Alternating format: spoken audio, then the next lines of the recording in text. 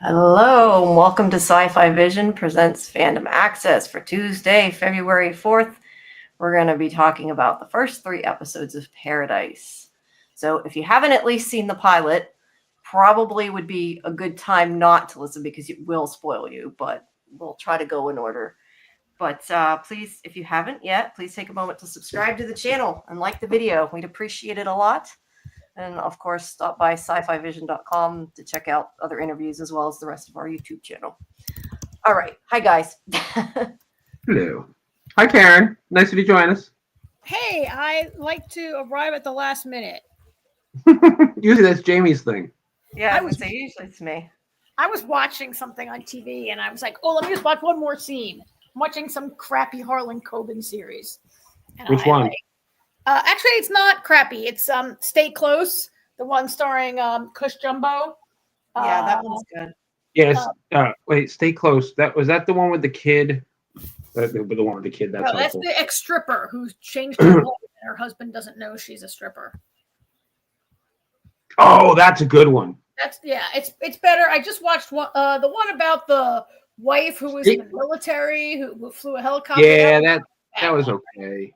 Yeah. No, Stay Close. Stay Close is actually the first one I saw. Oh yeah. The first one I saw was the one with the teenagers, right? That one was pretty good. With Dexter. No, I watched it. Yeah.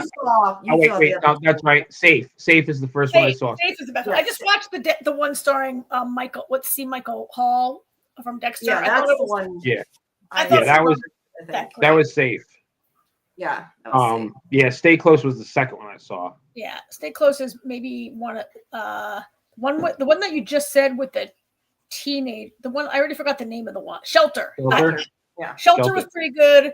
And I'm watching Stay Close, I guess, is the one I'm watching. It's pretty good. Yeah, it's good. There's also one that's about, we'll get on the subject in a minute. There's also one, so I saw the one about the wife who was a helicopter pilot. That was not good. That's Fool Me Once. Yes, and there's one about a woman who thinks her fiance disappeared and she thinks maybe is dead, and then he comes up on Facebook and she's like, yeah, that's the newest one. That's bad. That one wasn't as that's good. My least favorite so I think far. it was still good, but it wasn't as good. No. I thought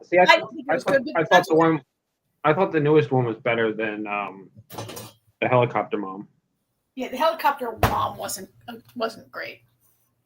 But they're easy to just click through. Anyway, I've been watching. I'm still having a lot of stress, and sorry to hear that. I didn't really have a lot of work to do because all of my work got canceled last week.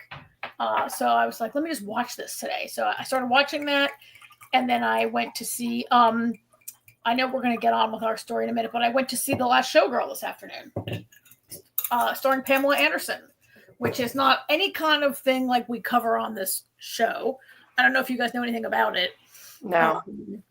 Yeah, so they were talking that Pamela Anderson might get nominated for an Oscar for Best Actress. She did not, but she's really very excellent in this movie. She's an aging showgirl, like Vegas showgirl, in like the longest running show on the Vegas Strip that like nobody goes to see anymore, and it's getting canceled. And it's kind of about her, like she's been a Vegas showgirl for like her entire life, and now she's 57 years old, and like what is she gonna do? And Jamie Lee Curtis plays her like older friend who's like 65 and still a cocktail waitressing in a casino, which is fine, but they like still make her wear the skimpy outfit. They're both so good in it, you guys. It's not like any kind of, I wouldn't say my spirits were lifted by it. It's kind of depressing, but they are both really very, Pamela Anderson, like I think a lot of people didn't think she had it. Like a lot of people probably don't, think of her from Baywatch and not really being like a serious actress. She's so good in this. Good to know. Yeah, she's really been trying to reinvent herself since since right before the documentary and everything. Like she played Roxy in Chicago. Yeah, and the no makeup thing is really working for her. She looks beautiful. I mean, part of the story is that like she's an aging beauty and a dancer, and like it's really very good. And And in the movie theater, we saw the promo, we saw the trailer for Captain America, which is coming out February 13th. And now it's that close. Yeah, February 13th is coming, the new Captain America. How did I not know it was like next week? I don't know, Jamie, because you're too busy working on other stuff, I guess. Yeah, because I didn't know that. And now I'm like, okay, I got to go to the movies next week. No, I probably won't get around to it next week, but soon. They followed it up with a trailer for 28 years later, which looked terrible, actually. The trailer, I think, is terrible. And it didn't really, if I hadn't already seen the previous two movies and 28 days later is like one of the great zombie movies and really one of the great horror movies of the last, 30 years, right? And so, I mean, I'm definitely going to see 20 years later. I don't care how bad I thought. The trailer has like some creepy, scary music. Like a creepy lady saying a poem or some shit. I don't know. There's like a terrible, terrible like voiceover. If you've seen the trailer, it's like you wouldn't even know it was. Yeah, it's real. But anyway, it's coming out. I think not until the summer. I think it said next summer. Maybe that meant this summer because maybe the trailer came out in 2024. I'm not really sure. I'm going to Google it up real quick. It can't be next summer because 28 years later, I'm Googling it right now.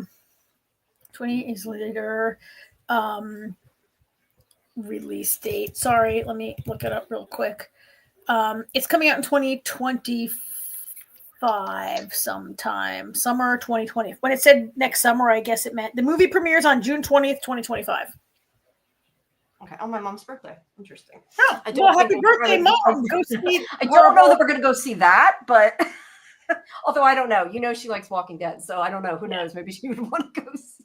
I mean, they had some like good zombies in it, and there was a very skinny zombie that looked like he might be 20 years a zombie, and I'm definitely going to see it. So it was very exciting. It was kind of cool to see I was like, oh, thank God, 2 exciting trailers right before my depressing movie. Hey, at least you got something that was good, right? Yeah, but you like the movie, so that's what matters. Yeah. The other thing I was going to say that we didn't talk about before we will jump into Paradise in a minute for anybody who's waiting for us to talk about Paradise. I was going to say the other thing I never mentioned, the show that started this week was also The Hunting Party. I don't know. It's actually got, for people who don't know, it's about basically this hidden high security prison, and they escape from it. But it's actually got a decent mystery. I liked it. I mean, it's sort of procedural, but it's also sort of not. All right, Jamie. But the way you said it, you just said, and they escape from it. You made it sound like the prisoners are like the heroes, like Prison Break. Actually, no. Sorry, no. It's a secret high security prison that there's an escape from a lot of the prisoners, and it's about them recovering the prisoners is what it's about. They're like, according to all the ads, they're like the worst of the worst murderers you could imagine, and Melissa Roxburgh from Manifest is the star trying to round them all up. Yes. And I have an interview with her and Patrick Sabongui. I don't know how you say that for sure. I might be butchering the name, but that I had put up yesterday. But it's a pretty good show. I liked it. I mean, it's not really science fiction, but it's a good show, and it does have sort of a overarching story. Like, it's not just procedural. So anyway, I do recommend that too. Okay. I thought it was pretty good. And while we hated Michaela on Manifest, we hated everyone on Manifest at one time or another. We didn't hate Melissa Roxburgh, and it's nice to see her bounce back with a starring role after that was canceled. Yeah, well, a lot of Manifest we liked. It kind of got a little. It depends what part of Manifest we were watching, I think. Depends. The only part I remember liking it at the beginning. It just got. I liked most of Manifest. I thought the finale was really good. The episode before the finale was a little pizza desired because they were yelling at death. Yeah, we just had. I mean. It had its ups and downs. When we watch a show for 5 years and has highs and lows. Anyway, it's great to see Melissa Roxburgh having a job. Yeah, it's good. All right. Well, let's move into Paradise. Hey, can you guys hear that running water behind me? Do you need me to? No, you ask every week. I know, but it's getting it's really loud. I cleaned out the filter, and the water's very powerful right now. Yeah, I think it's okay. It's not a big deal. All right. So let's talk about Paradise. Now, as I said earlier, I mean, we can wait, I guess, till we probably won't get to the twist till the end of the episode if people want to listen to part of it, but I know Justin said he hasn't seen it. You at least don't want to listen to the end of our discussion of the first episode because it does have a twist that will ruin it if you haven't seen the end of it. But aside from that, it's a good show. And So we're what only did- discussing episodes 1 through 3. Episode 4 dropped tonight, so we will always be one dropped week yesterday, I think. All right. No, I think it dropped Should be- today. should be- Today's Should be Tuesday, today. so it should have been today. It should have been today. So we will always be 1 week Okay, I behind. thought it said the 4th or the 3rd. I mean, I read the date wrong. Never mind. Okay, it dropped today. All right, so we'll talk about the first 3. So anyway, we'll always be 1 week behind in covering this show. So Mhm. we'll do 1 through 3 tonight. I got spoiled on episode 4 already because of asshat headline writers who put the spoiler in the headline of the article. Why don't go on the internet? I know, but sometimes it can't be helped. So, okay, let's do it. Yep. So yeah, what did you guys think? I mean, did you think it was worth it? I kept telling you guys to watch it, so I'm curious what you thought. I really liked it a lot. I guess I'll go. I mean, the fact that it had, I looked to see who was in it to begin with. And it's got a killer cast. So I was very intrigued right off the bat. But yeah, no, I mean, I like it so far. It's got, it's definitely got a lot of mystery to it. It's funny, when I was watching the first episode, I'm like, why does the president look like he's in a townhouse? Like, why is he not in the White House? I'm like, what? I was like, is he on vacation? Is he at Mar-a-Lago? Like, what's going on here? I'm trying to find a picture. So, I mean, yeah, I mean, I enjoy all the twists and turns. It kind of reminds me of it feels very reminiscent and familiar of a lot of other things that we watch with these twisty kind of. Actually, you know what? It kind of reminds me of Wayward Pines a little bit for some reason. Really? Yeah, just that same vibe of what the hell's going on. Actually, you know what else it reminds me of? It also kind of feels like The Event. Trying to remember what the event was. It's been so long since I've seen We don't know. We never found out. They canceled it after like 4 episodes. Okay, that's probably why then. I just don't remember all of it. But yeah, I liked it. I mean, I like murder mysteries to begin with. So like I probably would have liked it without the sci-fi elements, but that just, I guess, made it better. Having that in it, I guess. For me anyway, personally. I mean, a lot of people probably don't care, but I liked the way they went with it because I didn't expect it at all. And I hadn't been spoiled. I went into it. I knew there was some kind of twist, but I didn't know what it was, surprisingly, even though I did the junket and whatever. And I was glad I stayed without knowing it. I guess is what I should say. That was a convoluted way of saying I wasn't spoiled and I was happy I wasn't spoiled. There. I don't know that I would call it a murder mystery. While there is a murder and it's a mystery who committed it, I feel like it's more like a conspiracy mystery kind of That's thing. fair. That's a better description. So I enjoyed this a lot more than I expected to. I was can I talk about a spoiler if it happens in the first 5 minutes of the show? Like, this is another show where the biggest star on the show, James Marsden, is murdered in like the first 5 minutes of the show, right? Like the whole thing. And I was like, oh my God, how many shows we watched where, like, remember when Harold Perrineau was killed in the first episode of Z Nation? And like AJ never watched every She was like, I'm not watching that. And like, we've watched so many shows where like the movie the big name gets killed in the first 5 minutes, and you're like, oh, I hate this show. But this comes to us from Dan Fogelman, creator of This Is Us, and which was a backflashy, twisty kind of show. Not backflash, flashback. Flashbacky, twisty kind of show. And so a lot of it's told in flashback, right? And so I actually really liked it. I think that, I mean, it is right, killer cast. I thought so. They dropped these three together. It's like a 3-episode premiere, right? I think it was really smart. I really thought the world building and the character building of these 3 episodes was well done and paid off. I don't know if I would have if I just watch episode 1. Yeah, there's a twist at the end of episode 1, so it definitely gets you wanting to watch episode 2, right? Yes. And then 2 definitely gets you wanting to watch 3. Which is why I watched all 3 in 3 hours. Yeah, me too, right? I mean, this guy gave us This Is Us, but he also has written a bunch of other stuff that people have watched. And he, I think, yeah, I thought they did a really good job of setting up the characters and their relationships and making okay, so it's only episode 3. People you think are a villain might not be the villain by the end, or people you think are the killer right now are definitely not because it's episode 3. Yeah.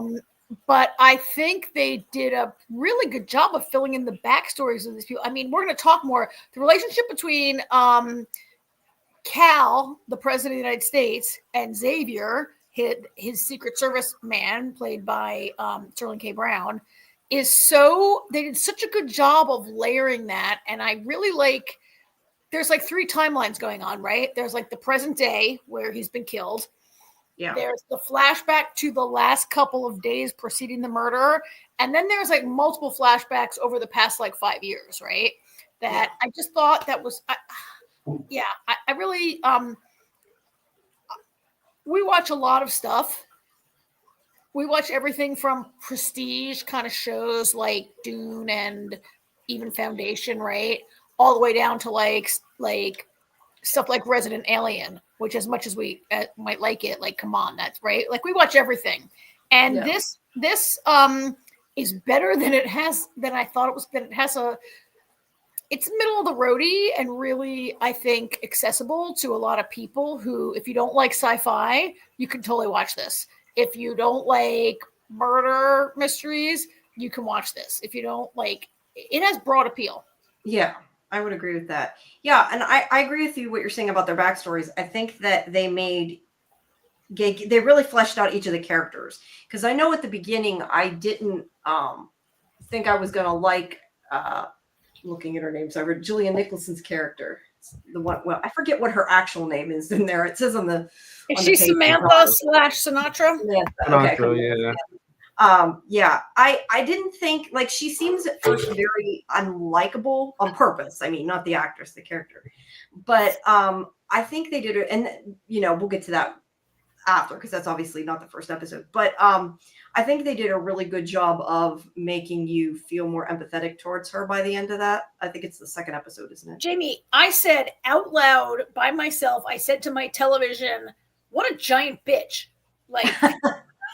She is, she is a horrible, she's not a very likable person for most of it, but you're right. They fleshed her in. I mean, I still don't like her. No, it's not like her, but I feel bad. I don't want to say I feel bad for her. I feel for her, and it made it more understandable the way she was. Well, and you see how she changed. You can see how she has changed. She didn't used to be where it came from, right? Yeah, I mean, I think they've done in 3 episodes. I think they did a great job of showing multiple layers of our main cast. I mean, Marsden's president is very personable, but he's also a dick. Yeah, and might be a slight bit racist. Yeah, maybe more than a slight bit. He's huge. He's a huge racist. Who's sleeping with a black woman? Yeah, and yet he's all that bit about how Xavier plays. He assumed he'd be a good basketball player just because he's black, and right. Yeah. That was the part that was how did his wife put it when Xavier said slightly racist, and his wife said he likes stereotypes. So let's leave it at that. Yeah. And he's a billionaire turned congressman turned president who, we're going to talk about this, but I'm not sure what qualifications he has or if he actually would be a good president. He's likable. At one point, someone says the voters like you, and he goes, I think it's the hair. Yeah. Right? Like he's good looking Yeah, and he's wealthy very and personable and slick. charismatic, and But Yeah. it's not clear that he has any qualifications. yeah. So, Yeah, I've lost what I was gonna say. Yeah, I just think it was interesting too because you're kind of thrown almost in the middle even of like the murder, because obviously, like you said, it's within the first 5 minutes you find out what happened, and you kind of learn more as it goes back. But even at the beginning, like the part where he's trying to find out he's still trying to find out who killed him. But as Xavier's like at the beginning of the investigation, I guess I should say, like moments after it happened, like you're still trying to figure out why he's hiding from the other some of the other people that are in the Secret Service what happened. Like it's clear he didn't kill him, or at least we're assuming so. I don't know because I haven't seen the end of the show, but we're assuming that he's the one who's going to figure it out. But he is very secretive about a lot of things, and as the story unfolds, I don't know if it's in the first episode or the second episode, you find out more about why he's not necessarily trusting of everybody else. And I think that was interesting too, because it put an extra spin on it where you're just trying to figure out kind of where he's coming from for a while. yeah, I mean, so there is all that weirdness. Like at the beginning of this show, you're like, wait, that's not the White House. Like, is he the former president? Like, I was like, oh, maybe he's the former president and he lives in his own house. And that's why they call him Mr. President, right? Because a lot of people even though they say you're not supposed to call them all Mr. President. Everybody does anyway, right? And I'm thinking, is he the president? Is he not? Is he the old president? Like, what is going on here, right? Yeah. And then isn't it in the first episode though? I think he makes a comment about what his plans are after his presidency. Is that in the first one? Yeah. So that's why you're also not quite sure if maybe this is supposed to be after. And he talks about his wife being the first sitting first lady that voted for the other guy. Yeah. I mean, you learn that. I think this episode is called Just Another Day in Paradise, right? Yeah, I mean, I feel like we learn like more about Xavier in this first episode. I feel like we learn maybe a little more about like Xavier. But I like the way they, like, as soon as he finds the body of the president, they immediately flash back to Xavier's, like, the day that he gets the job, right? And I just kind of love that, going from the last moment of their relationship to the first moment of their relationship and zipping us like all the way back there. I thought was and it's only 5 years, right? So it's not like we're going back like forever, but that's where we saw that very awkward conversation where Bradford is. I mean, how did you guys like his name is Cal? I can't remember his last name, but we're just going to call him President Cal for the next 8 weeks. Cal Bradford. I mean, in that first episode, in that first time we saw him, I didn't like him. No, I didn't at the beginning either. He's very arrogant. But like I said, he's kind of personable at the same time. Like the more you listen to him, he kind of just has this like doesn't give a shit attitude, but it's not. Yeah, I liked him more as it went on. Yeah, he definitely has a very devil may care attitude, which is what I kind of liked about him. But he could be a jerk too, which was very apparent. Well, he pulled that total jerk move where he says to Xavier, "Oh, take your shoes off before you come in here." That was funny. No, see, I found that hilarious. He's like, I like to ask people to do things just to see how far people will go. Yeah, he asked them over and over again. I would do the same thing. That's great. I would do the same shit. I guess all the time. I mean, I guess at that moment I thought maybe that was a red flag of like, I want to see how far I can get people to go. I was like, oh, is that like, I thought maybe that was like a red flag, a character, like, because I didn't know who's going to be the bad guy, right? But and then he goes on, and there's that part of the conversation where like he really like implies that he's gonna put Xavier on his detail only because he's black.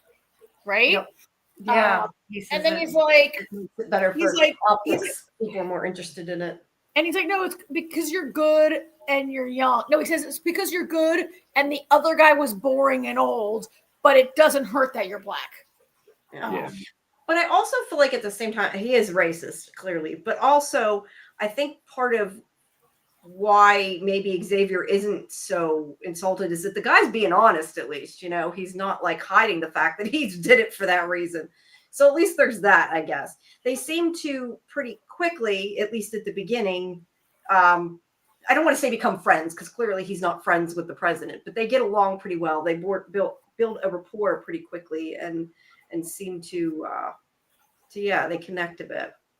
Well, it was that next flashback, right? They go to another flashback where they're talking about their wives and their kids, right? And that, like, Xavier is also very serious about his job, so that plays into it too. which maybe should be characteristic of. You think that's characteristic of Secret Service people, but then you learn later on in episode 2, maybe, about the complete yahoos that are on the Secret Service. Yeah, I'm not sure about this Secret Service team they have. Some of them are not trained apparently very well. Well, I don't know how they're trained, but they don't take their jobs very seriously, right? Yeah. Well, I mean, to be fair, I mean, as we learn more about it, like I'm sure we're talking about Bill and Jane playing Wii. You can kind of get it. I mean, Bill definitely seems like the type of guy who gets bored very easily, you know? So I wasn't really surprised. Honestly, I thought they were going to come clean about having sex. And then he's like, we play Wii. I mean, I thought it was pretty obvious from the start that with the fact that Bill wakes up as soon as the cameras go back online, I'm like, oh, he totally turned them off so they could screw. Yeah.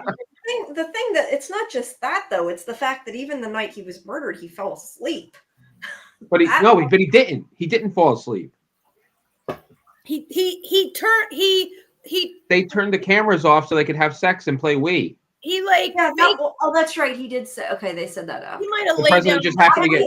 I still thought he fell. From what I understood when they were watching the feed, that's what you're supposed to think. When the security guard, I thought he actually fell asleep on the couch. No, that's what they want. Turned it off for that, but I thought when he got murdered, he fell asleep. No, that's the ploy that he fell asleep, and nobody would suspect that he was the one responsible for turning the cameras off so they could play Wii and other games, and all his cool toys. And coincidentally, the president's murdered at the same time.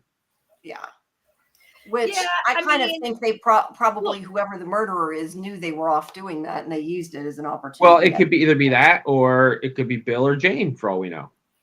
True. I mean, it could be anybody right now. So. I mean, look, there's no question that Billy also sleeps on the job. Absolutely, right? Like he goes home to take a shit. Right? Yeah. So in this episode, we also see the flashback to when Xavier takes a bullet for Bradford, right? Yeah. Which I love that also. Because it so quickly fast forwards the bond between them, right? Like from that time when I was like, this president's a dick and he's hiring this guy because he's black and making him take off his shoes and what a jerk. And then only through a couple flashbacks, they had me really believing that Xavier would take a bullet for this guy and why, and that they really were friends. Yeah, as much as you can be friends with the president. That's what I said. Yeah. Well, they were friendly. They had a friendly relationship, and you're right. You can't be friends, and yet your Secret Service detail knows every single thing about you and will never tell anyone. Right. Well, you hope. That's the hope. Well, I mean, look, I'm not aware of any time in history where a Secret Service person has blabbed anything that's happened with the people they right. They might tell people when they get drunk, but it's never come out in the news, anything. Like, no Secret Service was like, guess what? Ronald Reagan totally had Alzheimer's, right? Like, we all knew that. Well, yeah. But, this is what we all hope from our best friend. Like, Cal doesn't seem to have a best friend. Like, his wife is going to leave him. And he's like, my wife's going to leave me as soon as my term is up and take my kid, right? And isn't really and this guy is like I mean, okay,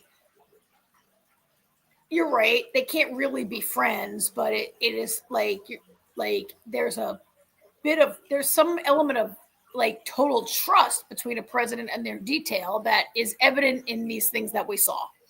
I guess is what I'm saying, right? Like, so that really worked for me a lot. And like the bit in the hospital where the president comes to see him in the hospital and like all that, like Yeah, that was a good scene because he's like, to say thank you doesn't seem like enough, and so we'll just leave it at that.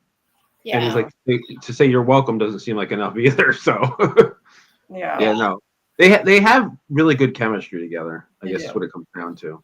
Yeah, they do. Those are two actors that really it really works really well. And I read like an interview where like Fogelman, like I think he didn't, as I recall the interview, and I can't really say where I saw it, but these producers give multiple interviews and say kind of the same stories over and over again in similar outlets. And the story goes that like he didn't really think that they would get Sterling K. Brown just because they had just done a show together, and maybe you don't want to do another Dan Fogelman show, right?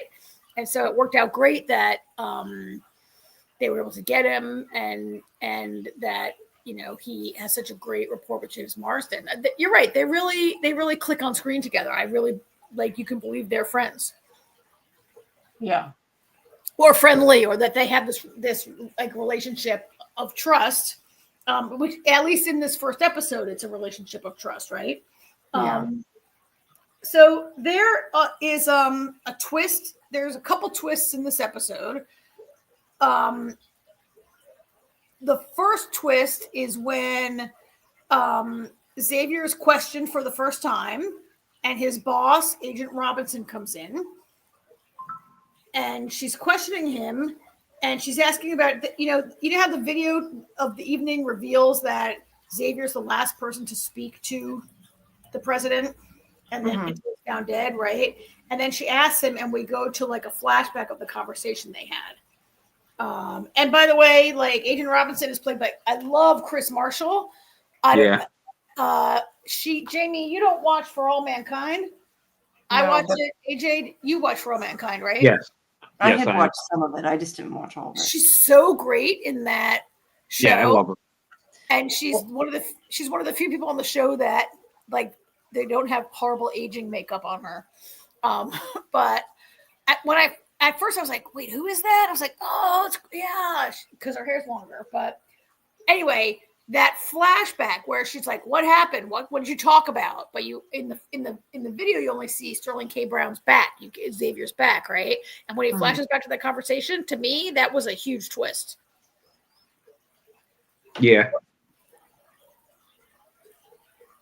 I didn't foresee that end of that conversation when the president says, "Are you ever going to forgive me?"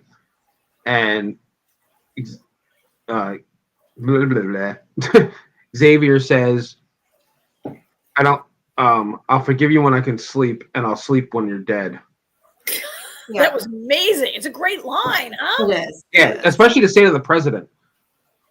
Oh yeah. Who you saved. It also proves that clearly they have, or at least they had, some kind of friendship or whatever, because it's the fact that he says that and gets away with it in a way is kind of interesting. Well, and the fact that the president cares if you'll wants your forgiveness, right? Like, yeah, like that. We don't know that. I mean, we kind of got an idea, somewhat, sort of now, but we also don't know at the time, especially, we didn't know the extent of why he needs to be forgiven. Yeah. Yeah. And the fact that Bradford seems to actually genuinely care and knows that he screwed something up. Yes. Yeah, which kind of he hadn't really seemed to be that guy up until now, right? Mm-hmm. Yeah. So while this is the whole investigation is going on, the thing that I was saying before is like we know that he shuts everything down. He seems kind of guilty a little bit at first because he does shut everything down. He tells Billy and what's her name, Jane, yeah. Well, Jane sort of is very green and doesn't seem to know what's going on, but he tells Billy basically that he's been killed, but he's hiding it at first from Jane. Because he doesn't even tell her. He just He's hiding it from everybody because he and Robinson do not have a good working relationship. But And he knows does tell Billy. He calls Billy over and has him come because he seems to trust him, and they're kind of looking at the scene to find evidence before they even let in the people that should be let in, and you're trying to figure out what's going on, and then you find out that something was taken, and that is kind of where I think leads into the twist and everything. It is, and they when we saw that when they looked at the videotape of the president like going to bed that night, right? Yeah, like, and is that when he sees the earrings? I forget. Yeah, you see the earrings, because Xavier already saw them when he took a visual account of the room, right? And he's like, he sees the earrings, he sees the cigarettes. He tells Billy, no photographs, no notes. You just got to remember everything. And we see is this where they review the videotape with Garcia, or is that later in the next episode? No, it's in this episode. That's not, but the other part of the video, I don't know. Because we see the video that we see Cal getting all drunk, but we don't really. I don't know if we see Garcia review the event because we go back to that flashback where. No, it had to be. It had to be in this episode because once Robinson gets there, he gets excommunicated and gets told to go home. Yeah. So yeah, he definitely reviewed the video with Garcia before she got there. And so that's where we find out that Agent Robinson is sleeping with the president. Well, we don't know that that's Agent Robinson yet. Oh, right. We don't know. We see a woman comes in and he's got the president's got a booty call. It's really all we know at this point, right? Yeah. And her earrings are still in his room. Yeah. And the pack of cigarettes is there. And I mean, it goes back and forth with some more. We had all those flashbacks to when, I mean, there's in between. Well, it's not in between. I guess it's there's one more flashback before it closes out, right? Which is. I mean, we see the cigarettes, right, in this episode where he takes the scene. Is that what you mean? Is that the final scene? So before that final scene, there's another flashback where Cal is taken into the president's confidence. They invite him to Xavier into a room with a bunch of people, and they reveal that Well, they don't reveal anything really. They're just like. The president wants you read in on the biggest secret in the country. It's on this tablet, and they're like, "Do you want to know? Do you want this knowledge?" And Sinatra's like, "I understand you have kids. You're gonna want to know." Want this knowledge, yeah. And then it. You're right. That's the end of it. And then it comes back. I think you do realize in this episode the tablet was taken, though. You guys, in this episode, there's the flashback where they say there's going to be a catastrophe and it could be an extinction level event. Yeah. Right? Yeah, that is what they say. We just don't know anything about it yet. Right. They don't give specifics. But the information is on that tablet, which the tablet is what was stolen from his safe. You find, because I'm pretty sure that's in this episode you find out. Yeah. And then he also, you were saying about the cigarettes, he stole the cigarettes from the scene. That he unwraps the one, and there's a number written on it. There's an X there because there's an X on the pack of cigarettes that looks like it's written in blood, maybe, right? Yeah, it does. And then there's a 6. There's a code number, 6 numbers written on the cigarette. It's 812092 is written on the cigarette, possibly also in blood. I'm not really sure. No, that was definitely in pen. He tried to write on a cigarette in blood. If you tried to write on a cigarette in blood, all you're going to do is disintegrate the paper. Blurry, that part of it just got wet. Yeah, there's some kind of coded message that he doesn't seem to know what it is, but he's taken the evidence with him. Yeah. And so did you guys? So also in the scene after Xavier is off the White House, Did you guys catch all the little clues in the background as Xavier's going home? I caught a couple of them. I don't know if I caught everything.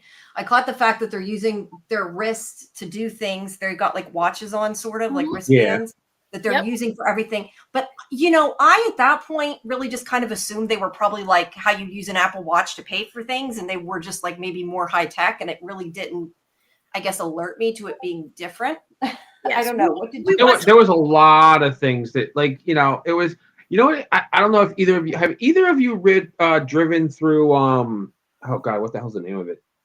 Disney, that town, down in Orlando, Disney has like their own town. Yeah, it's called Celebration, right? Celebration. Thank you. Okay, no, I have not. I've only been in the one in California. Yeah, so I mean, that's a long time ago when I drove through Celebration.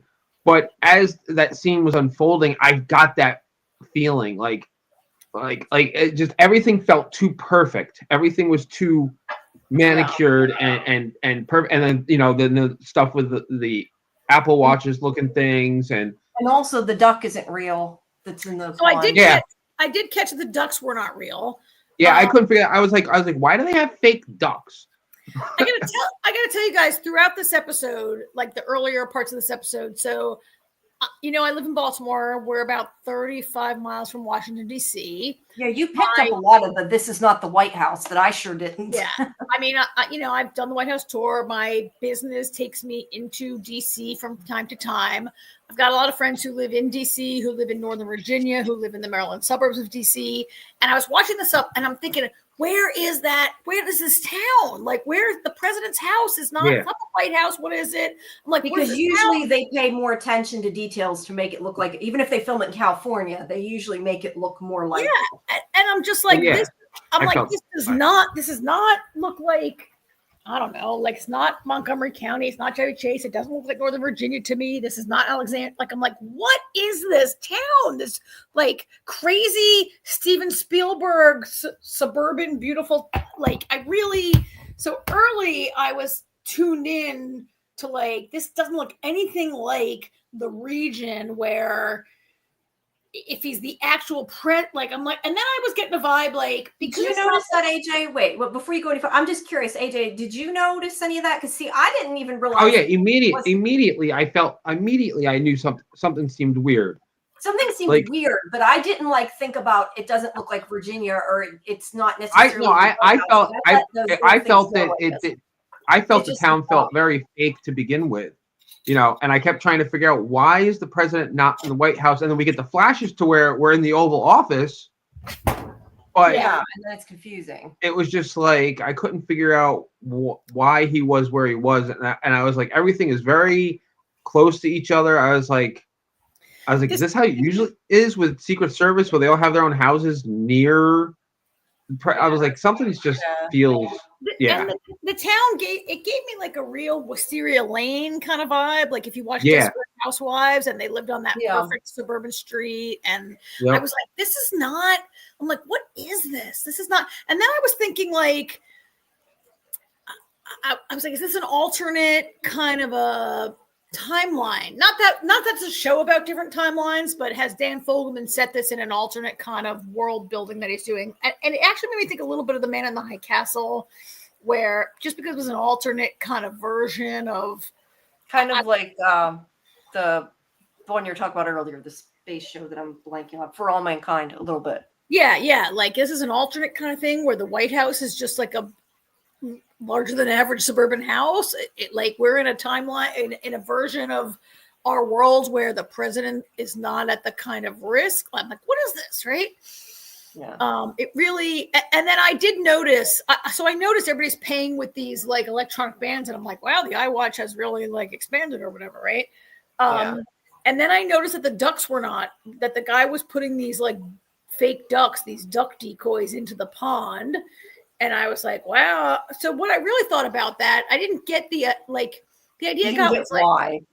I got more of like a psycho HOA kind. I'm like, oh, the homeowner won't allow real ducks. And I had just watched Will Trent, where the swan died 2 weeks ago on Will Trent. If you guys watch that show, they have a hardcore HOA. I was feeling like, oh, they won't allow real ducks. Like I wasn't getting the idea.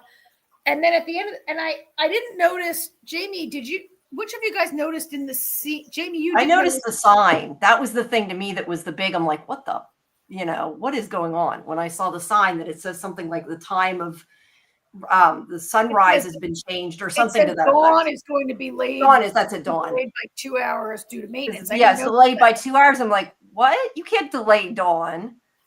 Yeah. And that was, I think, the big.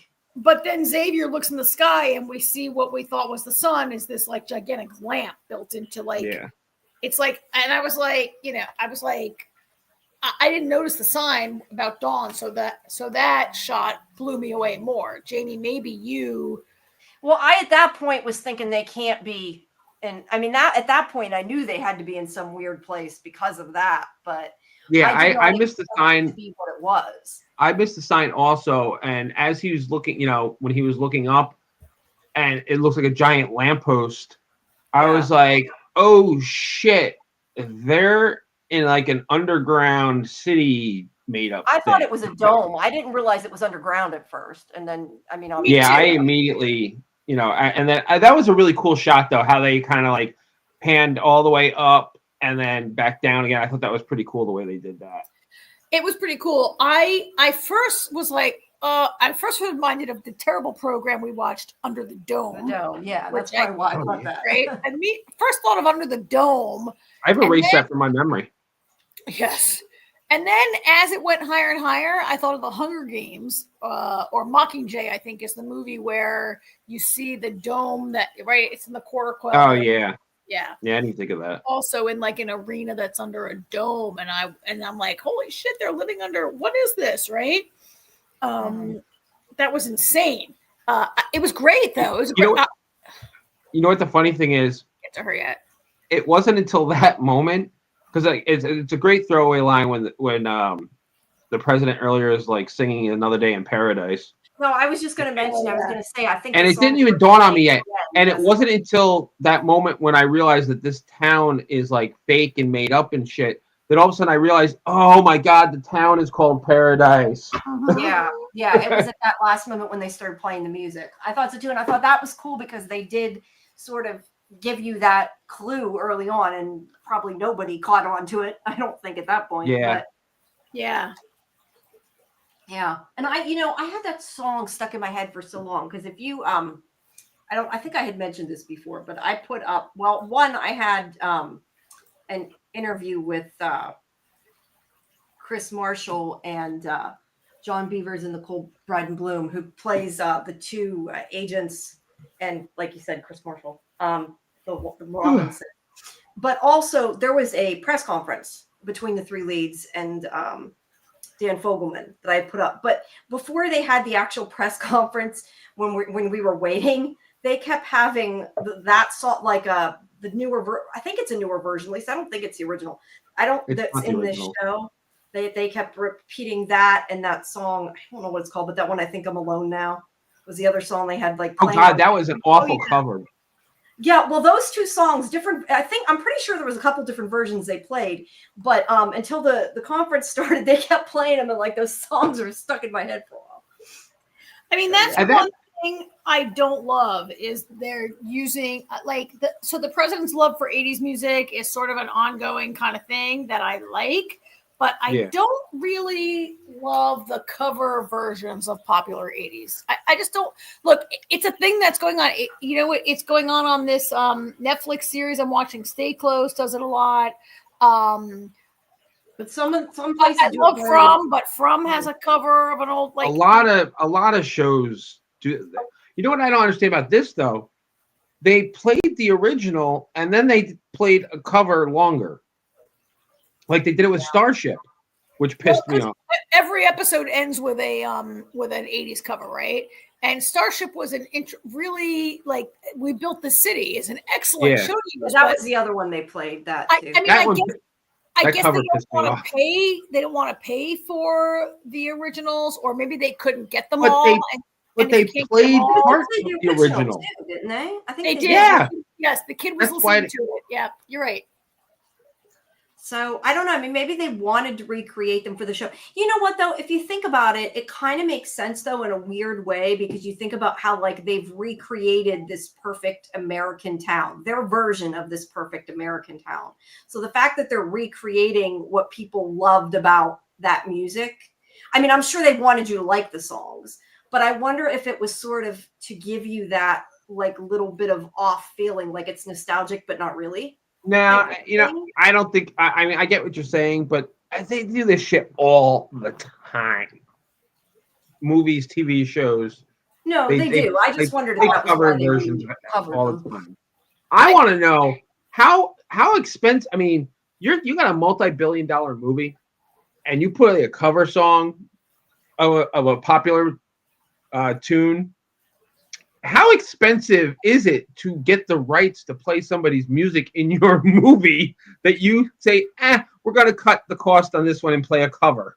Well, that's why I was saying I wonder if that was intentionally that's why they used covers for the most part for that reason. I do think, to me, I think it's a trend lately that a lot of shows are having like covers that are very different from the original. And look, I think a cover version of a show is at its best when it reinterprets. I don't want to hear some guy singing a cover that he's trying to sound exactly like the original, right? I think a cover that offers me something new is the best version, the best cover you can do. But I think to me, it's a trend in a lot of shows right now to be having creepy, weird covers of shows. And I just don't, it's not working for me on this. No. Particularly when they're also using you've already licensed the original for the episode, right? So why follow it up? Maybe they only got one use. It's obviously a thing. It's a thing they're doing. And I bet it works for a lot of people. Look, I'm old. I'm from the 80s. And so I definitely prefer the originals, right? Me too. Yeah. Yeah, I prefer the originals too. But I don't know. I just thought maybe it was, like I said, for that reason to give you that odd feeling. I don't know. I mean, maybe you're right. Maybe it's just because it's a trend. But thinking about it now, it kind of makes sense if there was some reason behind it like that. But either way, it didn't work quite as they intended it. So moving on. All right. So episode 2 goes way, way back, and I'm trying to touch. I have 2 computers open. I'm touching the wrong one. So episode 2 focuses a lot on Sinatra, I think. Julianne Nicholson plays Samantha, aka Sinatra. And this is like her episode, right? And it opens with her like flying. Everyone is arriving in this airplane hangar. And I mean, this was amazing, right, you guys? Like, what do you think was the beginning of this? This is when they find out it's a town, right? And she talks to that guy and tells him he has to do it. Well, she tells this architect, like, could you build like, a perfect city underground? And he's like, there's no way, there's no amount of money that could ever billions and billions of dollars, and you'd need to be able to do this and that. And she's like, do it. He's like, no way. Yeah, you can't. It's impossible. And then they get down to there, and he kind of sees they've already started it, so it's clearly not. Yeah. And this is under the mountains. Mountain in Colorado. Yeah, they've basically taken the mountain and hollowed it out, which I don't know that would be possible. But regardless of that, this really reminded me of Mount Weather in Colorado, right? Oh yeah. Immediately, I thought of Mount Weather. I mean, I immediately thought of the 100, but also in War Games. In War Games, isn't that where Matthew Broderick is taken into Mount Weather? War Games. Yep. Yeah. I didn't think about War Games. Thought of 100. It's larger than large, and it reminded me. It didn't remind me. I'm thinking now of Independence Day, where they are also in some sort of undergroundy, but they're in the desert. That's in like New Mexico. Yeah. But Mount Weather is a real place that really exists, right? I don't know what's in there, but in War Games, and especially in the 100, it's like I'm like, oh yeah, I believe you could excavate. Maybe I mean I don't really believe it. I'm not an engineer, so I'm sure like if any engineers are watching, they would probably be flooding the comments everywhere. Like that's some crazy bullshit. You could never do that, but I believe it. Like Mount Weather's huge, right? It's a huge mountain, and why not? I mean, I watched June. I believe that shit. So why don't I believe this? Yeah, sure. Why not? No. But yeah, and then as the episode unfolds, you find out that she's something like the richest woman or something in the world right now. Something to that effect. Yeah, she sold her startup for an insanely Billions of money. ungodly, no, billions. Yeah, so I said billions of billions. We see her meeting her husband, which that's I like that. It's gonna be the easiest hookup ever. Yeah. So I somebody last week asked me what is a meet cute, and this is a meet cute, right? They meet in the bar, and she's like, I thought I was inclined almost not to like her right away because she's like, oh, I just sold my company for $37 billion. I'm the richest whatever I sold it for, it will be worth it. You know, she's telling this. She's like this random guy in the bar. Yeah. Well, and I love. She's like, oh, I just sold my startup, and she's like, aren't you impressed? And the guy's like, no, it's San Francisco. Everybody just sold their startup. Like, I really liked him, right? I liked him a lot right away. Yeah, that's fair. I did too. Because she was a little bit like throwing around her. I'm like, really, lady? But she was just very giddy and excited. Yeah, but she was likable. Like, it was interesting. Yeah. I think what I like about this show is who she was when she went into, like, she sold her startup for a lot of money and she went to a dive bar, right? And she was a much lighter and less burdened and less bitchy person back then. Like, I'm not surprised her husband eventually left her after who she became, but he left her? He didn't leave her. They're not together anymore, right? Yes, they are. Yeah, they are. He's in bed with her. He's in bed and she's sitting in her vanity and she's like, she looks back at him. In paradise? Yeah. Yep. It happens really quick. You might have blinked. And it didn't. He looked. I mean, it was meant to be years later, and he looked a little different. But it was. Yeah, but I mean, he looked miserable because his wife became a gigantic bitch. Yes. They did. Yeah, he didn't look super happy. They don't look happy anymore. She's not a happy person anymore. No. I don't think he is either, because he's still married to her. I think he hasn't been happy for a long time. Well, yeah. But I liked. Well, we don't know. We don't really know what the death of their son did to him. We know what it did to her. We don't really know what it did to him. Yeah. Yeah. So I was gonna say the episode is about when their son, has a seizure, and they don't really ever say, I don't think, exactly why or what was wrong with them.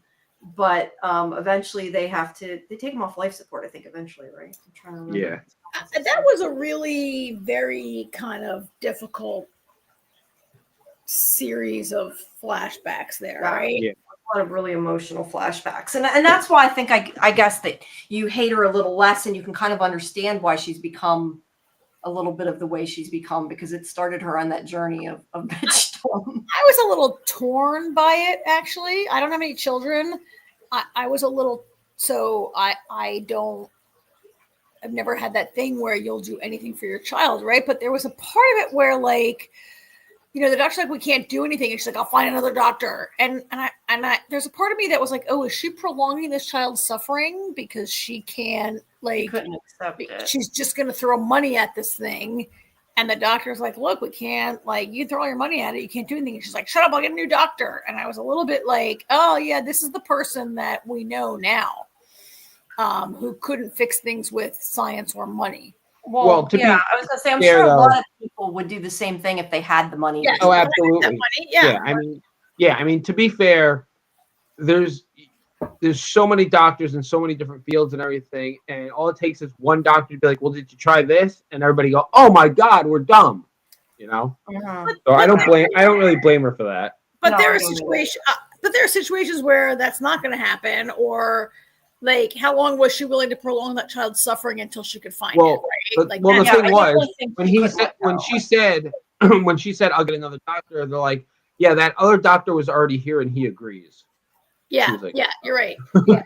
She's like, I'm going to call Dr. So-and-so. And the guy's like, I already talked to him. Yeah. I mean, it was terrible. And we saw a lot of a lot more than we had to. Like, I appreciate, I mean, I don't watch This Is Us, but I think that Fogelman has done, it was a family drama, right? And he knows how to do that. And we saw Dylan, the boy, have a seizure. We saw him in a hospital bed. We saw, like, in a very short amount of time, him gonna die, which was really... in only a quick couple minutes, we saw the entire progression of his disease and how horrible it was for the whole family, right? Yeah. Yeah. And then they got her, the other doctor, the psychiatrist. Oh yeah, so that's an important introduction where we meet Dr. Gabriella. But Gabrielle Tarombi. Yeah, Sarah Shaw. Yeah, thank you for catching the actress's name there, Jamie. I don't know. Sarah Shahi looks really familiar to me. Yes. Oh my God, really? The show. I got to look it up. I knew her. Person of Interest. Oh, I didn't watch Person of Interest. That is where I knew her from. That's the first thing I saw. Actually, the first thing I ever saw her in was Legal. I think the first thing I ever saw her in was Alias, but she had a very minor role in it. Yeah. But Person of Interest is where I absolutely fell in love with her. I know, but I've never watched it. Oh, that's right. You guys didn't watch Person of Interest. Shame on you. No, I think I knew her from Fairly Legal because I'd covered it way back when. Yeah, I didn't know her from from Persons of Interest either. That's right. Shame on you guys. What the hell's wrong with you guys? That was right up our alley. How did you guys not watch that? How did we not cover that? I don't know. But I mean, so she's introduced as Samantha's therapist, and she like won't agree, and then she's like, please help me, and it appears that she's wants her to be her personal therapist and crutch to be by her she's like, I'll pay you an absorbent amount of money for you to just be my therapist and that way you have time for me. Is basically what she says, right? Yeah. So the next thing we see with Samantha is that she goes to this like conference that I'm not sure if it's like what it is. Is it the G20? Is it a TED Talk? I'm not really sure. But she goes to this talk. There's this scientist who's like, there's a giant tsunami coming and it's going to destroy like half the United States. It's going to be the end of the world, right? Basically, is that what the guy says, right? Is that how you understood it? Something to that effect. And he's like saying, there's nothing we can do to stop it. And nobody's there. Like everybody's leaving his talk and thinks he's full crap. But I think she listens to him and takes a lot of what he says to heart. I think that she believed a lot of what he said because she was in an extremely vulnerable place at that moment. And I think that she never would have necessarily even gone into trying to build this place if like that hadn't happened, been preceded by her son. I think if like it both connected to why she went down the path she did and why they ended up with a bunker. I mean, that flashback is held off. We don't see that flashback yet. That really explains it. But I mean, I'm inclined to agree with you, Jamie, that nobody goes to this guy's talk except her. And then we see Cal later is also at this conference, right? So now we know that she's known him since he was a congressman. But I mean, I hadn't really thought of that. He's nice to her. I think that's important that he was the only one that would talk to her about her son, because she said that like nobody else would even say his name. Like they were too scared, which is partially because of the way she acted, but they were too scared to even mention him around her. And he just like starts talking about him and giving her this memory, and she's like, no, this was a good thing. And I think the fact that I don't know, I think that scene was important too, because that's where she saw that like he was this good guy or whatever. And that's actually, and that's the scene when she's the one that says to him, "That's why people like you," and he's like, "It's the hair." Oh, that's where he says it. Yeah, and that seemed very real to me. Like people don't know what to say when you lose someone close to you, and losing a child. My God, I would not know what to say to anybody about that. And they don't talk about it, not to be mean or cold. They just don't know what to say. Because they don't want to make you hurt worse. We see how hard it is for her in that moment. And Cal's the only one who talks to her about it.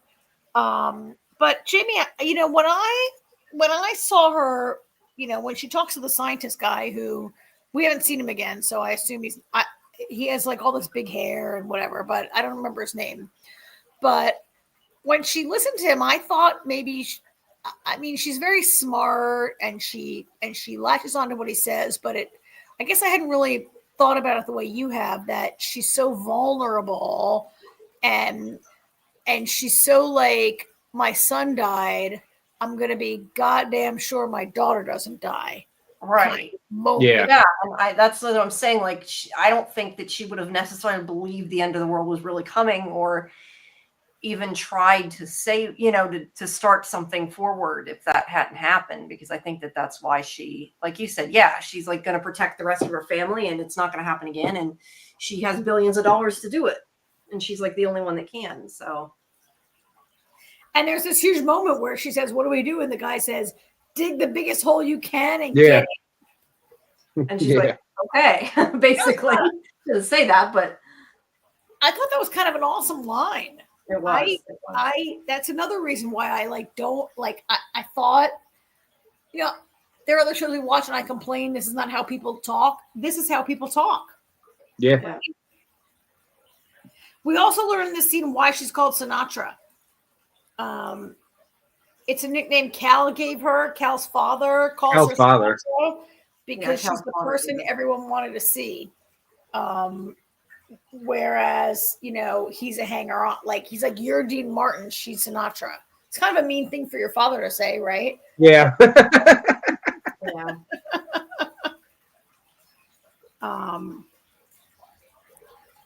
And then closing out her story, Jamie, we eventually, later in the episode, we get the final flashback about Dylan, right? About them letting when him the go, boy's when he's dying. Yeah. Oh, about her talking to him about death. Yeah. Yeah. Because the kid knows he's dying. I mean, they've been trying, I think, to keep it from him, but the kid knows it. Yeah. Oh, he can feel it, I'm sure. Yeah. But when she says he's going to die, if I go to heaven, what's heaven going to be like?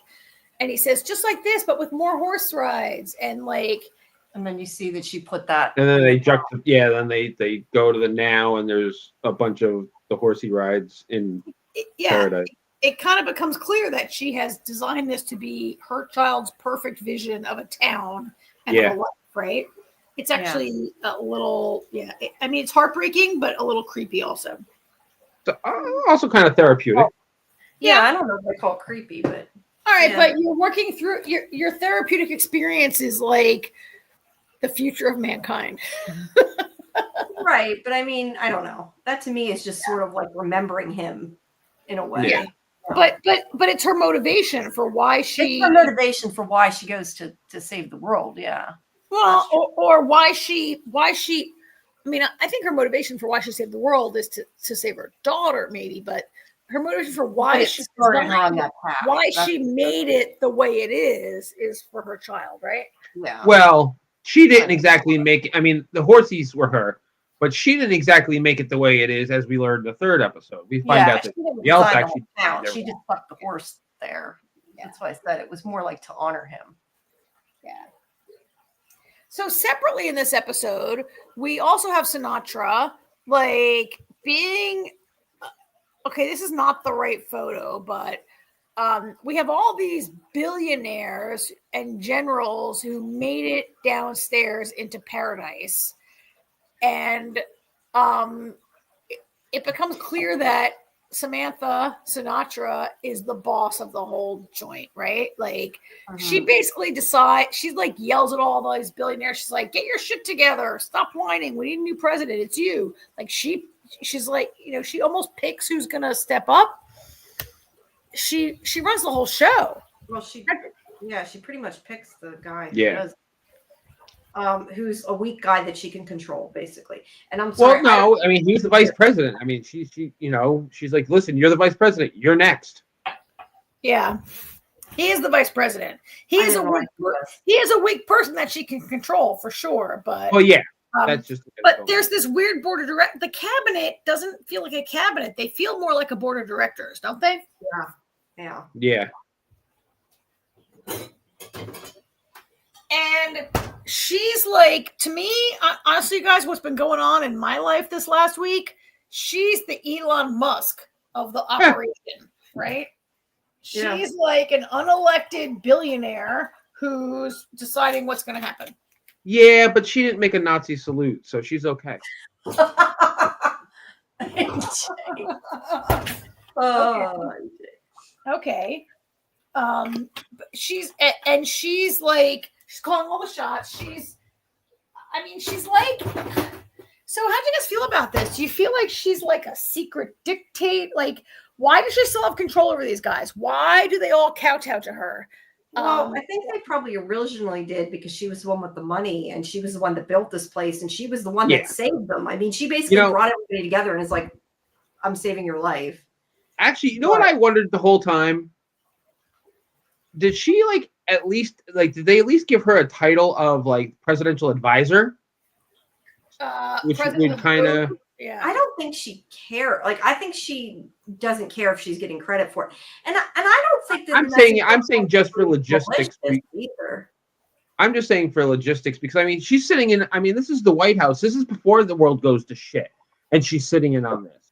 Yeah, in this picture, which is unheard of for a civilian. Yeah, that's why I'm wondering for a civilian to be sitting in that room is insane. Well, I think she probably, to some extent, I don't want to say brought it to their attention necessarily, but I mean, she's the one that built the bunker. So they kind of have to let her in on it, don't they? I mean, if she says, hey, I have the means to save your life. I don't know if they do. I mean, look, also on TV yesterday was 2012, which was the same story, but great movie. Differently. Love that movie. Here's the thing. You love that movie? Oh, it's such a fun movie. In its horribleness. I like it. I don't know how to say I love it, but I like it. I mean, like, there's a way in which this was reflecting real life because Trump had a lot of private people in his office in his first presidency. He has a lot of private people in his office in his second presidency. We don't really know if other presidents also have done this, and we just haven't seen it, right? Certainly, certain civilians get in there. Jamie, here's the thing. I guess where I might expand on what you just said. They let her in there because she's saving their lives. I mean, probably. Let me expand on that. She's saving humanity, really. Like it's not just like to say she's saving their lives makes it sound maybe a little more transactional, and her role was a little. But yeah, that's just your choice of words. That's all. I know what you meant, but your choice of words was that. I mean, she's saving everyone's lives, right? Yes, that was what. Well, not everyone's. Yeah. Well, 25,000 of saving the human probably rights. Mostly rich people. Yeah. I gotta say, a lot of those 25,000 look like ordinary Joes. Yeah, I think that was the point. I don't think they were all rich. I mean, the people in the we don't know that yet, and we didn't get to that part, which comes. Well, not yet in our recap, no. Right? But I mean, she's totally like she comes into the boardroom, the cabinet room, and she's like, the president's dead. He was murdered, but we're going to tell everyone it was natural causes. And they're all like, what? What are you talking about? She's like, just shut up and get in line and do what I say. Pretty much, right? I think they're a little scared of her. She had a great line before she walked out of the room to all the men, and I forget what the hell she said. She says, like, chill out or grab your dicks or do what you ever. She says, like, something like that. She says, have a drink or grab your dick or do whatever you have to do to calm down. But this is how it's going to be, right? Yeah, something. But she definitely says something about grabbing themselves, right? She definitely says, like, grab yourselves. Maybe she doesn't say dick, but she says, like, have a drink or. No, she was definitely vulgar about it. So I think that's exactly what vulgar. She said. Yeah, I could probably look it up. It's okay. We get the point. It's just, it was really funny. That was my point. Yeah, it was really funny. I got a kick out of it. It was a little vulgar. It was very forceful, and they all just fall right in line. That's like the crazy part, right? Like because I guess what I'm getting at is like, okay, I can see in this picture on the screen why they're going along with her. She's gonna save humanity or whatever. But now they're underground, and they're in the town. They're the bosses. Like, why still? Like, what's her power still? Like, why is she not sharing power? Why is she still Well, maybe after all that, they have a sort of trust because she saved humanity. Like, so they think she knows what she's doing. But that scene wasn't a moment of trust. That was a moment of like really. I think it's more a moment of they're floundering and they don't know what to do. So they're looking for her to know what to do. It's not necessarily they trust her, but they think she has a plan. Because clearly nobody else in that room had any clue what the hell they were doing. Well, I mean, look at the vice president. He's a sniveling mess. I love this. I don't remember if it's this episode or the next episode when she goes to him. We don't have his picture here, yeah. And like strokes his ego to get him to calm down, and then flatters the wife, and she's like, "Oh golly!" Like, and the look, and I love actually the look as she's leaving, the look of the stain on her face, like. It's like she hates. It's funny because she hates having to do shit like that. Hey, dude, you're going away from the microphone. I haven't moved. Well, it sounds like you moved. I'm sorry. Maybe you moved. Maybe I moved. My speaker's floating in front of me, AJ. Floating in front of you? No, I'm being sarcastic because you said I moved. Why would my speaker? That's what I said. I was joking. But she definitely, it's like she, as much as she does this stuff, you could tell she doesn't really enjoy doing it, or that she has to. Wait, you think that Samantha doesn't enjoy doing it, but she has to? Yeah, I don't know that I'd say she doesn't enjoy doing it. I think she's annoyed. Well, all right. Well, she's definitely annoyed by that's my point. When she goes to the vice president, now president, and strokes his ego to get him to fall in line, and then flatters the wife, and the wife gets all giddy about it and everything. As she's leaving their residence, or actually when she tells them to leave, like actually she's like, it's all, he's like, okay, great, and then she's like, this is my office, and he's like, oh yeah. He says like, you're dismissed, and she's like, this is my office. Yeah, but she has this look of disdain on her face. Oh yeah.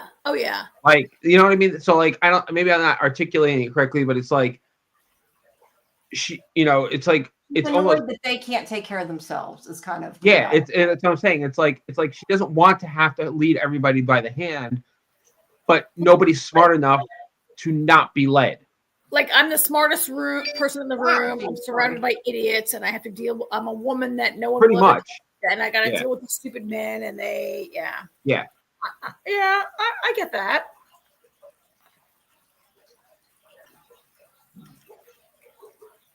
All right, so let's talk about all the. Wait, what have I just done? I moved my thing around. Let's talk about all the Xavier stuff in this episode, because this was also some crazy stuff. Like, starting with like the beginning of the episode is the nightmare about his wife, right? Well, I'd call it more of a flash. I mean, yeah, they show it in a dream sequence, but I think it's more of a flashback. Right? I guess it's a flashback, yeah. So he's on a plane with the kids on the phone talking to her, and she's not on the plane. And then we see a giant flash. Like, I felt like, is that a nuke? Is that a sunspot? Is that a... Which interested me because in the first episode, that crazy scientist said the word tsunami. But now we saw a giant flash in the sky, right? Yeah. Well, tsunami was just one of the things. That was like the start of it. Yeah, it's not super clear exactly what happened. I mean, it's a chain reaction when you start talking about natural disasters. 2012, you talk about that. That's you're right, AJ. Like, one thing leads to the next, to the next, to the next, right? Yeah. When the world ends, it's not going to be one thing. No. I mean, maybe it was a volcano erupting. Yeah. No, I got the feeling it was a nuke. It felt like a nuke, that scene. Yeah. But from there, we learn a whole lot more about Agent Robinson. This was like the Agent Robinson episode. Great picture of her, by the way, that you selected, Jamie. This is a great photograph of her. In a great costume. Great wardrobe, I should call it, right? And she's Xavier's boss. She's leading the murder investigation. And she is sleeping with the president. Like she's the person in the. Now we're like, holy crap, she's the person in the It's like video. they're leading the investigation. This is not good that she's the one leading the investigation. Now, and Xavier makes that well known. Yes, I appreciate that. I like that. Yeah, I like that. Right? He makes it very. You know, I just wanted to jump in here a second. The whole thing with the psychiatrist telling him what to say, was that in the first episode or was that in here? That's in this episode. Okay, I thought maybe we skipped. We haven't gotten there yet. I mean, This is the episode when they question him. I mean, he's, Robinson comes in. She takes Xavier kind of off the investigation. She's like, you're the first person to see him alive. And he hasn't said, but he's like, you're the second to last person to see him alive, right? Like, Yeah, he's like, you're sleeping with him. How is that any better? Yeah. And they take him into the lot. So they take him off the case, right?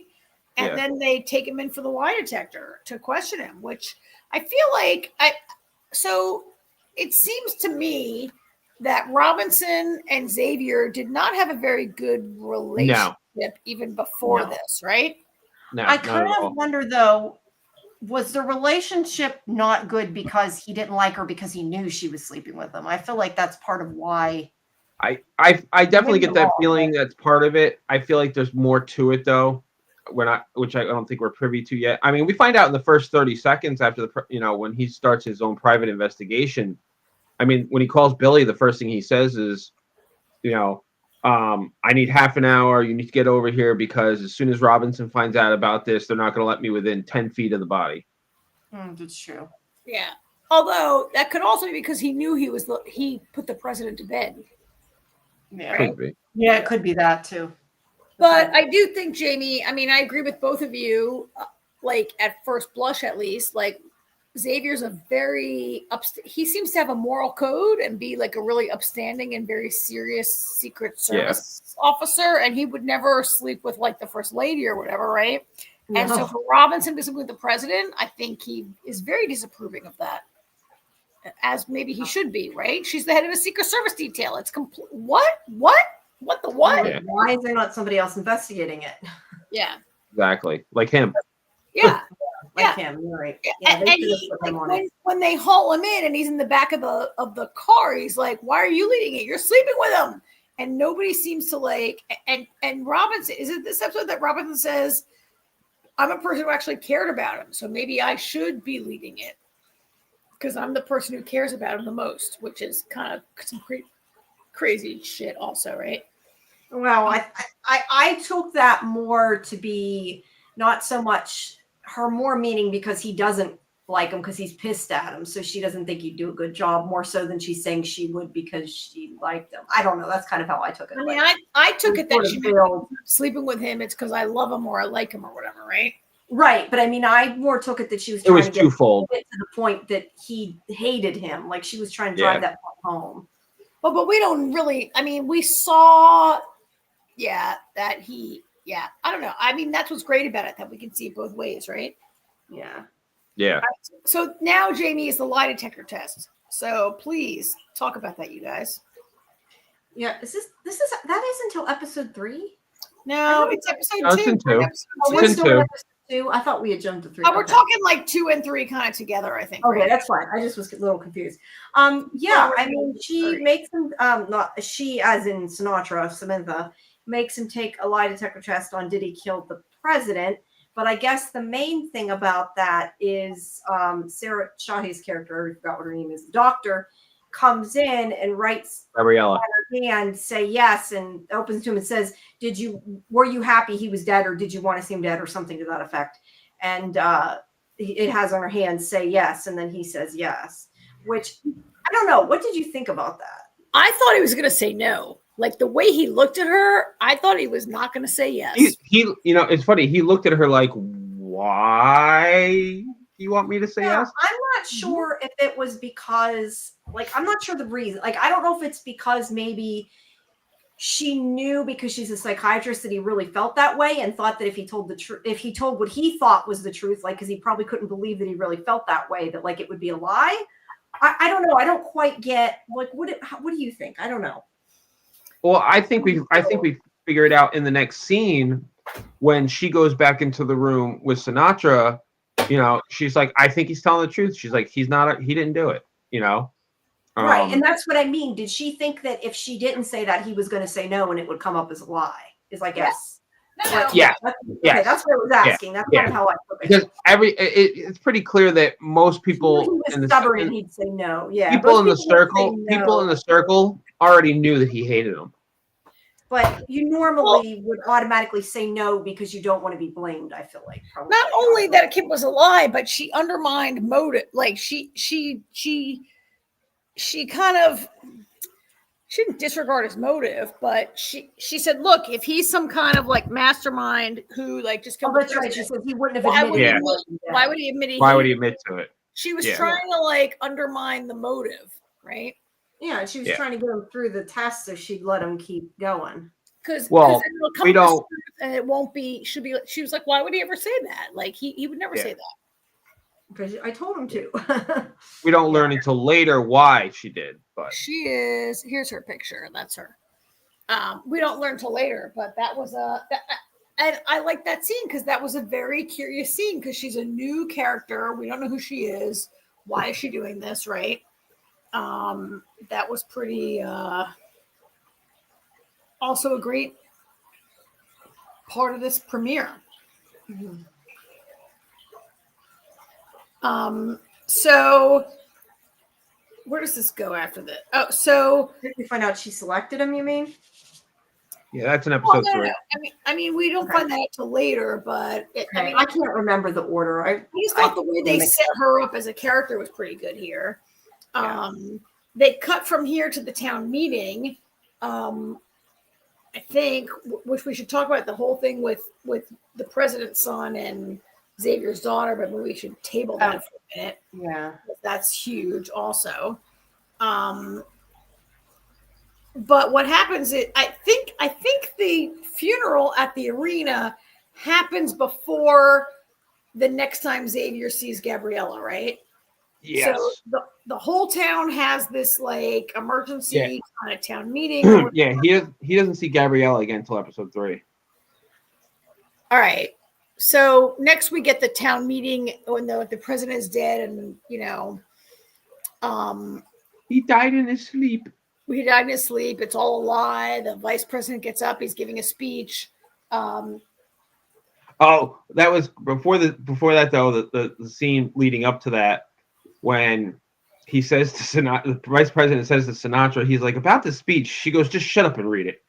Yeah. That's great. So like, I'm already doing all the work. Just read the damn thing. Yeah. And Xavier's there, which is interesting because I was like, wait, he's a suspect in the murder, but he's standing up there as part of his Secret Service detail. And that's what he wasn't up on the stage. He was down off to the side. And that's when he gets to talk to Billy. And he's like, hey, Billy, do you know any 6-digit codes? Yeah. I was just going to say, though, the other thing is you mentioned that. I just wanted to jump in. Like, they really could not have him there, though, because if they're saying it was an accident, they can't be like, well, he's not allowed here anymore, because people will be like, why? What did he do? Type of thing. Yeah, you're right. If it's natural causes, why would you have anybody not be present? Yeah. Right. So he has to be part of it. Yeah. Sorry, go ahead. I just wanted to. No. But this is kind of a big moment because this is when Xavier tells Billy, I think Sinatra might be in on it, right? Or I don't like her, or I suspect her, or whatever he says. Yeah. And he says, I'm going to take her down. Yep. Meanwhile, the teenagers, how do you guys feel about the teen? Actually, can we table the teen? Because where it goes at the end is amazing. You brought it up twice and then said, let's not talk about this right now. I want to talk about it so much. Let's set it aside. Okay. Well, the teen stuff is happening at the same time as this. So it is, but all right, let's talk about there are two things going on. So we can talk about the rest of the Gabriella storyline or Xavier and his father. How about Xavier and his father, you guys? Isn't that episode 3? Yeah, that's episode 3. Sorry. I'm all over the place. And the rest of the Gabrielle's, we don't really see Gabriella again until episode 3. We see her a little bit in this episode when we learn that she's a shrink and help Sinatra and everything. And that's it. All right. Which So we kinda then talked this, about. so this really ends after the funeral And the kids, yeah. and the kids. All right. So the kids, both kids skip out on the funeral, right? That was really, so I don't have kids, but Xavier's daughter Presley is at her little school. Is it a prep school or a Catholic school? She wears a uniform. It's probably the only. It's in everybody's school. There's 25,000 people. It's the only school. And she has a friend who's like, "Oh, look at the president's son. He looks very sad today." And Presley's like, yeah, whatever. I don't know that kid." But she actually kind of follows him and stalks. She actually likes him, right? And because he's a cute kid, Yeah. she follows him. She stalks him down, and they have like a moment where they are in this awesome room with like 1,000 cassette tapes, which is interesting to me. You guys, It's like a library / museum kind of. when Yeah. did the world end that they have all those cassettes? Like they had vinyl and they had cassettes. I didn't see CDs in there. Well, they Yeah, were listening MP3s to in there. 80s music. Maybe they wanted the originals. I don't. Well, I mean, so it's interesting to me that at the end of the world, and they're only can save 25,000 people, and they save 25,000 cassette tapes, which I think is the least preservable version of You're not music, wrong. right? Like a cassette not is the wrong. least, like vinyl. I get it, right? It's because and they did listen to vinyl, it's but- because Bradford. They're all Bradfords. He donated them to the library. I guess it just made me think that maybe this whole thing happened a little earlier in our history than maybe They have 2025. cell phones and stuff, though. So They do. I was just surprised to see all this very old form of media being preserved when you probably could only haul a limited amount of shit into your mountain to run the civilization, and they have all these cassette tapes. But whatever. the point is, the two bond and they talk over kind of his father dying and her mother dying, and they sort of bond a little bit. Yes. How did you feel about the introduction of? I mean, we already saw the kids because Xavier has kids, but Yeah, I don't know. I didn't think this scene to me was that important. I'm not sure why to you it. Oh, because it becomes important, like at the end of episode 3 when those kids like go on walkabout together, right? Like it becomes very important. What are you talking about? Well, when the president's son is like, "Come with me, let me show you something." Oh, that's in this episode. Oh, yeah, there is that. Yeah. Oh, that is wait. No, wait. That's in episode. No, that's at the end of this episode, actually. It's episode 2, yeah. Okay. Yeah. I mean, that's hugely important. Like, so Yeah, I forgot about during- that. it's- Yeah, I it's forgot about that. It's while the shitty cover of "We Built This City" is playing. I know. So for me, I was a little bit like, "Oh, teen Wait, romance." is that- I hate a teen romance in a show, and I was getting very like, I was like, "What is this going to be?" And then it went where it went was these kids going down to the airplane hangar, which was incredible. Which was really cool. Yeah. It wasn't. Yeah, it was really cool. And he's like, "Do you remember this place?" And you could see all the detritus of everybody like flying in there and getting settled or whatever. But they showed so many planes. And I have two things that I think about it, but I think we have to go back and talk about the huge amount of time that is spent, I guess, in episode 3 talking about planes, right? Well, immediately, as soon as they go in that hangar, I immediately caught the fact that there are 6 numbers on Yeah. the tail. Yes, every Yeah. plane has a 6-digit code on its tail, and there's 6 digits written on the cigarette. Yep. And I mean, I feel like I have an idea where this all is going. Is it a plane? And is it the plane that the wife was on? And did the plane go to a different location? Could there be more cities underground? Like there are multiple silos that don't know about each other on Silo, is what I was thinking. Oh, I hadn't thought of that, but yeah, I guess that's possible. Yeah, I hadn't thought about that, but I just thought about the fact that number's got something to do with a plane.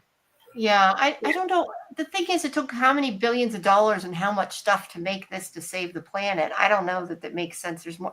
I mean, I guess Who it's knows? possible there's more than one, but that to me doesn't necessarily make sense story wise, like why they would do that. I mean, she said she was the richest self-made woman on the planet. There's probably like 25 men ahead of her in terms of wealth, or 100 men ahead of her in terms of wealth. Richest self-made woman on the planet right now is Oprah Winfrey, maybe. I don't know. Well, she must have clearly used other people's money though, because I don't think even Oprah Winfrey could afford to build that. Just saying. If you guys saw 2012, you remember that the rich people built multiple arcs. Yep. To save people, right? There were multiple arcs, and we saw Silo has multiple silos, and I just thought, oh, maybe I guess it depends if they have a season 2 planned or not.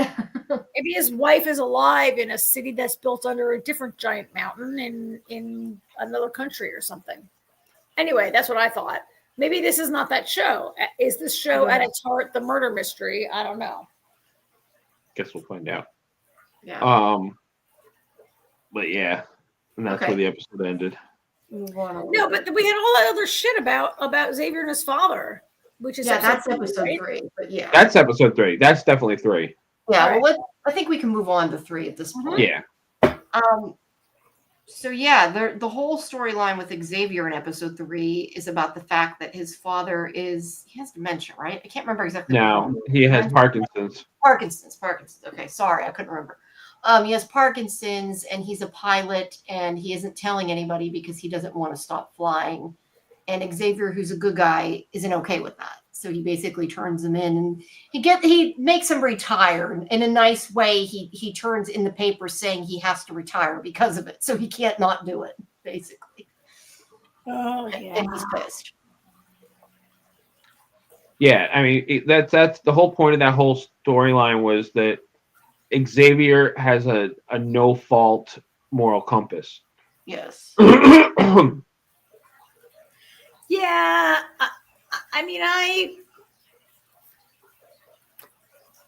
I like the way they gave us what it was like 3 flashbacks, maybe 4 flashbacks of his relationship with his father, and it seemed to maybe not be the strongest. Great, I mean, it was a good relationship.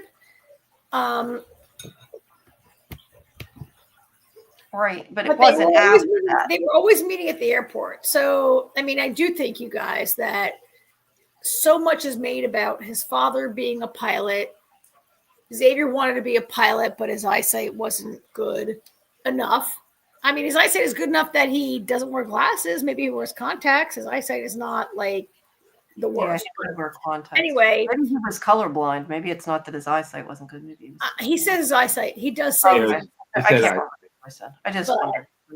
You know, his father's a pilot. They meet always in the. I mean, I think him being a pilot and there's like half a dozen planes in the bunker might come to play out later in this show. Maybe. But the point is, try to soften the blow. He takes him to Air Force One, which was nice. Yeah, I don't know how I really felt about that. I mean, do you think he did the right thing by filing his father's retirement papers without asking him?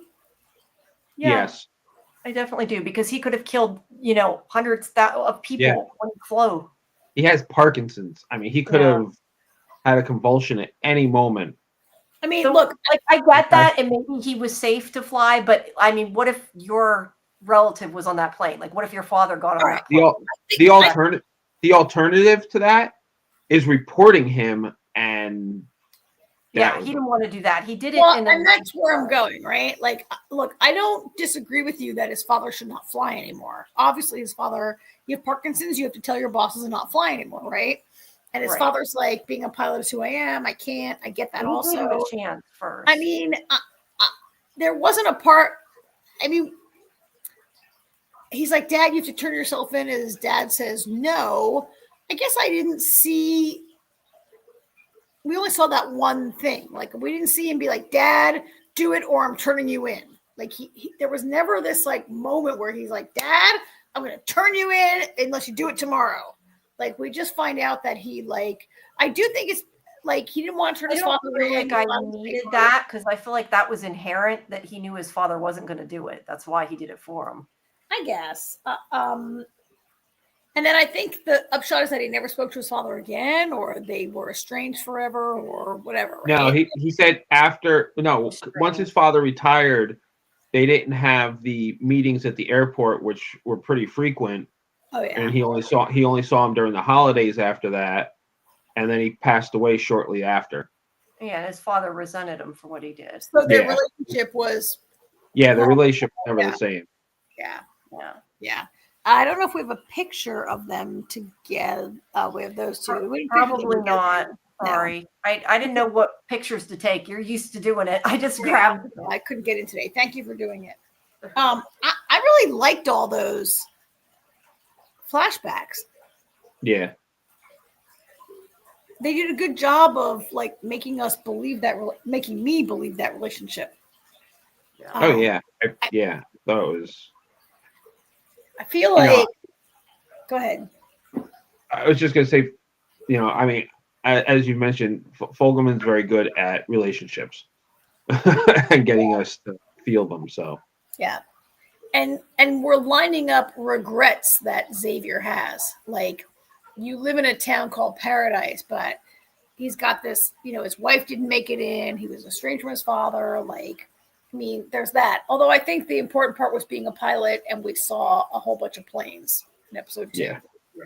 Well, but I don't think he'd be wrong about his father being dead. I mean, I don't know that. I don't mean that he's dead. I just mean this whole idea that he trained to be a pilot. He flew when he was younger. His father was a pilot. He's obsessed with being a pilot. And there's a bunch of planes.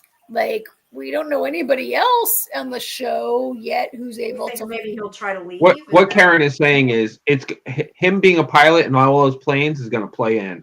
Yeah, I think. Are we going to see a scene later where he's like, I can fly this jet and go fly out and get my wife or whatever, right? I don't know. Or maybe that's too. Yeah, maybe he thinks it's safe now or whatever. Who knows? Yeah, maybe that's too simplified and maybe it's a red herring right now. But he used to fly. He loves to fly. He wanted to fly, and there's a bunch of planes around. He should recognize it's a plane number because he's a pilot. Was a pilot. Yeah. Maybe you're right, Jimmy. Maybe he never flies that plane, but maybe he recognizes that it's a tail number because he's a pilot. Yeah, he wants to be a pilot. Yeah. Right. Thank you for talking me down. Sure. So a lot of this episode, I feel like the most important part of this episode was actually the stuff with the doctor. Yeah. So we find out that she tells him basically after she takes him for cheese fries that she is the one as a psychiatrist that she designed the town to make it like a normal town that people could thrive in. And she picked the people that would live there, including him, because she picked him for the president's security detail. Like, she's the one that picked him as being his personal. Well, she put Xavier's file on top. Yes, she knew the president was lazy. The president's lazy, so she put him on the top of the stack, and he got the job. Yeah, and the president's like, "Well, we'll go with what you want," so it worked. But she also picked apparently all the 25,000 people that are there too. Yes, she did. So, and that was what I was saying before. I think a lot of these people are regular people. I don't think they're all rich. I think they're supposed to be people that. It's a mixture. It's a mixture. A new humanity, huh?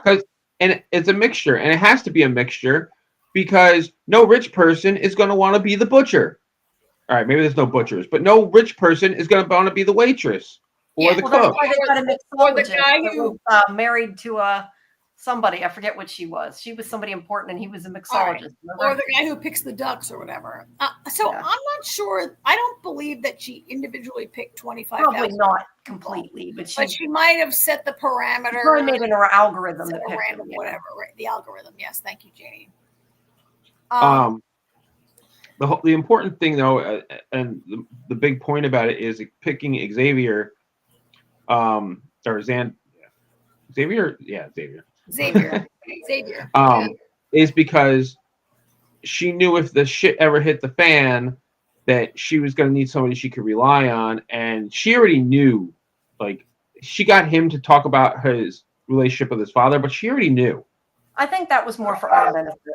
That's how. Well, yeah, but that's how much. But she needed him to open up about it to prove, that she was right about, to prove to herself that she was right about him. She needs to trust him, right? She spent that day getting to know him, so she could be like, "Is he the real deal?" Yeah. Now, okay, so after this, they kiss and they end up naked in the shower. Now, I have to ask you guys because it drove me nuts. But did you not think that at first that they highlighted it like their watch things had a bug in it or something? Yes. Okay, then it wasn't just me because I thought they were getting in the shower so they could take it off and like that was part of the reason. And I mean, I guess she used the shower as a way that they could talk, but they still went in there naked and had sex. So no, I think she's afraid that she's being surveilled by Sinatra. Yeah. And she wanted the shower is the only way to. Yes, but they could have gotten in with clothes on and turned the shower on. They didn't have to get naked. Yes, they did because they were having sex. No, I know that, but I meant like they could have accomplished that. Clearly, it wasn't just for that. But I don't know. But she knows she could trust him. She coerced him into the shower. I mean, maybe she wanted to have sex with him. Maybe they're attracted to each other and want to have sex.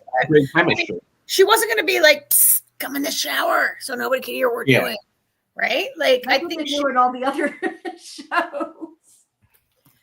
No, I know. But my point was they made it seem like the surveillance was inside the wristband the way they did the scene. No, there's definitely there's absolutely those wristbands are not they're definitely tracking devices at the very least.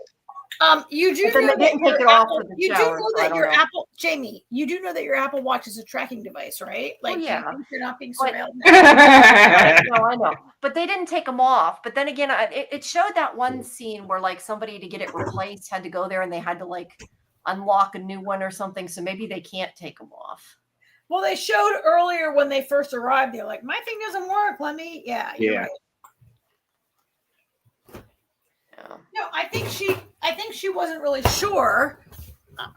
She wasn't going to say like, psst, come in the shower. She had to like seduce him a little bit. Although I do think I think I saw on that screen a real connection. Those two have some. Oh yeah, I did too. I felt the connection before they were even like, this is the scene where it was literally like, are they going to kiss? Are they going to back off? Like this was a really good, intense moment of will they, won't they? But I felt it leading up to that, prior to that. Like I don't know. Everybody on the show seems to have, whether romantic or otherwise, the chemistry on the show in 3 episodes has been really good. Were you surprised though? I didn't think that he would that fast. I mean, I know his wife's dead. It's been 3 years. It's been 3 years. Oh, I forgot. Yes, he is still hung up on his wife, and he even says, "I'm married," and she's like, "Yeah, I know." I forgot. So I mean, it's it's been 3 years. Without being too, he's got to be backed up. Well, he hasn't had sex for 3 years, I think, right? That's what I said.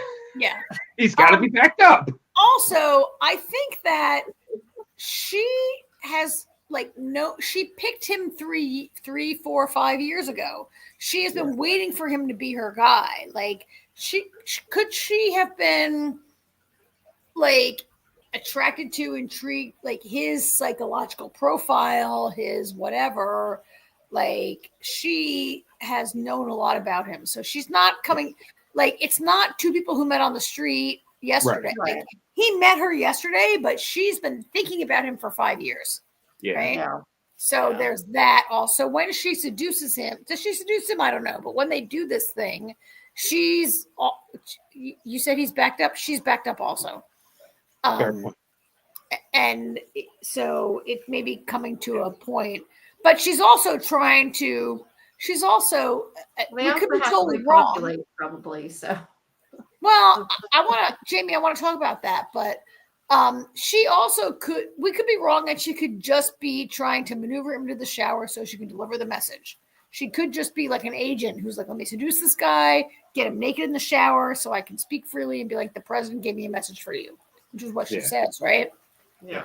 If anything happens to him, he wants me to talk to you. You're the only person. And by the way, Billy Pace is dangerous, right? That's what she says. Yep. Yeah, which I think that, I don't know. I think that that's so obvious now that she said that he's probably not the guy, but I don't know. Well, I mean, there's a reason that he showed up to to Xavier's house with a gun in his lap. I got a picture of him somewhere here. Billy, there's Billy Pace. I'm inclined to agree with Jamie that we're not going to learn in episode 3 who the killer is. No. I'm not saying he's the killer, but something ain't right. Oh, well, I was saying I don't think he was the killer. That's what I was. I don't think that. And that's not even what she was saying. Just that he was dangerous, not that he. Right. No, but I was just saying her saying that makes me think he's not the killer because otherwise it would be too obvious. Maybe he's dangerous because he's a dumbass and he. Right? That's possible. That's the other big part about this episode, and we sort of touched on this earlier. But they're called in by Robinson, who knows they turned off the video when the president was killed. And that's when they're like, we were playing Wii, which was hilarious. She's like, we wanted to use all his expensive that scene was, we didn't really go into that scene, but that scene was hilarious because Robinson totally thought she had them. Yeah, I got it solved. I solved it. She told Sinatra, she was like, what? She told She's like, you were doing what? Yeah. And they're like, "Oh, we were playing Wii. And they said we were playing Wii, eating his candy, and trying on his socks." Okay. Yeah. He said something like playing with his. And it's funny because she totally erupts. She goes just too far, and Billy is like, "Really? You had to tell him about the socks?" Yeah. You know what's funny is the fact that they could probably only bring so much stuff, and the president brings video games, which I find funny. Well, that's also interesting. So, we had a comment in the chat. I really want to thank DJ Play Nice for mentioning that. Yeah, CDs didn't overtake cassettes until around 1990. Old media. They're also playing a Wii in this, which is not super old media, but Wii is not. I pulled out my Wii one time, and it doesn't work anymore because it's so old. Like the Amy, this is a family show. It's pretty old. It's not the cutting edge, right? So we have CDs overtaking cassettes. Not until 1990. Who has cassettes around anymore? Now the Wii, which Jamie, your Wii is not like. So there is some old technology. So it might not be set currently, but it doesn't really matter. The Wii came out in 2006. Oh, yeah? So, yeah, there could be another, for all we know, you say that and you make me wonder the way this show surprised me. Could there be another twist coming that it isn't now? That this was like an alternate reality, that the world ended in 2006 or something like that? Or is this a memory and that we're going to have a future jump to the... Yeah, that could happen too. Yeah. Yeah. That's so possible. That was that was kind of huge, right? Like the Billy Pace, whatever. I haven't seen this week's episode. But I agree with you, Jamie, that there's no way Billy Pace is the killer because it's going to be episode 4. I never thought that for a minute. Well, no, but that was what I was saying when I said AJ also. I know you didn't think it. None of us think it. You don't like drop a clue like this in episode 3, and it's the actual killer. Technically, it could be double block, but you're counting. Unless you're counting on everybody to think, well, he can't be the killer. It's only episode 3. Only in episode 12 to find out he was the killer. But for some other reason or something, yeah. But I doubt it. I'm just Yeah, it could happen, I guess. So that was the end of it. Yeah. Lots of moving parts. Yeah. I think it's a really good show. And like you said earlier, I think that it has something for everybody because it's definitely a blend of genres. It's not just a mystery. It's not just sci-fi. It's sort of, I guess, like a mystery with a sci-fi bent, but I don't know, it's different. Yeah. So who do you guys have your eye on? Like as the killer? Well, maybe it's the killer. I personally think these two might be dead before the end of the season. I mean, Billy Pace. I think Billy Pace, whatever, and Jane. Her name is Jane, right? Jane. Yeah.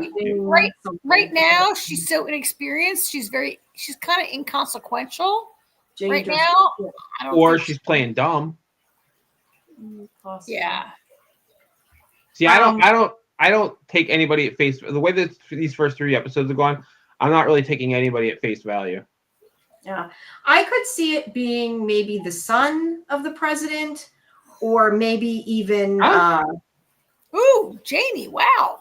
And I haven't seen it, honestly. I have no idea. I'm just what I'm saying. I could see. Why do you think it? Why do you think you could see it being the son? Not because I have any. Not because I have any clues or anything pointing to him, but because he seems like he isn't suspicious. That's why. That's what I do. No, when I pick all up. right, I'm not trying to dissuade you, but the conversation that he has with Presley is he's very upset because the last conversation he had with his dad was not a good one, and he's very upset about that. But I would say if I had to guess, and like because they're not suspicious, I would say him, or maybe even Sinatra I could see being the killer. But again, that's what I'm saying. I don't have any clues that are making me think that. I just kind of, I don't know, the gut feeling that maybe it's honestly, with everything else going on, I haven't really even given too much thought as to who could have killed him. So, and you know what? I don't even think the who is going to be the important thing. I think the why is going to be the more. why? Yeah, I agree. I would agree with that. Because they took the tablet. We which didn't is talk about this, but the tablet was taken, Yeah. right? But wasn't I thought, and that was what confused me a little bit. I thought the point of the tablet was it had all the information about what was going to happen to the planet and their like escape plan and that type of thing. Yes. So what is the point of somebody stealing it now that they're already there? Like does what it could have we, all their other I'm plans sure for there's running the more on government? there. Probably plans for running the government, I guess. I kind of agree with Jamie. Like that tablet in episode 1, there's this meeting where they're like, "Oh, do you have kids? You're going to want to hear this." And then that's the tablet. And now what's on the tablet now? Like everybody already knows the world. Yeah, like it would have like That's what I'm saying. To take That- it before they got But you there, know what, but- Karen? That could be on the tablet. The fact that there's other paradises. Yes. maybe. Yes. Other silos. There are other silos. Or it could be that maybe they did something to destroy the world, like that it's their fault. Well, I think that's pretty apparent. No, but I mean, like, it could be that they knew it was like coming. Bradford is definitely, and that's the other thing. I don't think it was. I don't think whoever this was. I don't think they went there to kill Bradford. I think they were like, okay, his drunk ass is asleep. I could just slip in, grab the tablet, and he woke up. All right, let me ask you guys a question because, like, there's like right now, Sinatra seems like a suspect. But also, though, why would she need the tablet, though? Like, Sinatra could probably get the tablet if she wanted. That's the only thing I'm thinking now that I said that. Like, She probably has her own. But see, maybe she didn't trust Bradford to shut his mouth, and she had to get it away from him. Yeah, so he maybe. didn't get anybody else, right? Or it could be like the thing where the killer steals something to make it look like that was why. Yes. All right. Yes. Sometimes that happens. Could be. Robbery kind of thing. All right. Also, Robinson. Like, there's the possibility that Robinson's sleeping with him for advancement. I want to ask you guys about this scene where Robinson and Sinatra go to like check out the body, and we see them both vomiting in the bathroom after they view his body. Yeah. And it's not clear really why either of them is or if they're even actually in the bathroom at the same time is not clear from that shot. I thought, I mean, maybe I'm wrong, but I thought it was pretty clear to me. I think it was just they went to the morgue and they saw a dead body. I mean, they have a lot of times on TV. You see a dead body like that's been autopsied. I would think that a lot of people would probably freak out. There's also the smell. And the smell too. But you guys, there's no way they're both vomiting for the same reason. They showed that to us for a reason. They're not both like that's I agree. I agree. My first thought before Sinatra, until you heard Sinatra puking, my first thought was, oh shit, Robinson's pregnant. Ooh, really? That's interesting. But maybe Sinatra was sleeping with him too. I thought it was an indication that maybe Robinson really loved him and she vomited because her person she loved was dead. Like I was like, maybe Robinson loved him. And then we see Sinatra and I'm like, oh, maybe they're both just like afraid they're getting caught. Like you know what's funny? Robinson seemed like genuine vomiting Whereas we only hear Sinatra off screen. She I sounded. could have done without seeing the vomit. Thank you very much. Well, my point is, That's my point. Sinatra sounded fake, like she was just like making the noises. like we saw Robinson vomit. You're saying, but we never saw. Right. Sinatra Like vomit. it could just be whoever did the off-screen vomiting sound was bad at it. But if we're supposed to take that at face value, it seemed off to me because it didn't.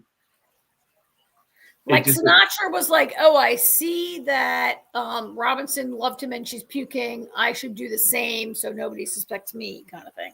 Yeah. Yeah. What kind of is she? I forget what they say her job is originally. What was her job? Do you remember? Who, Robinson. sir?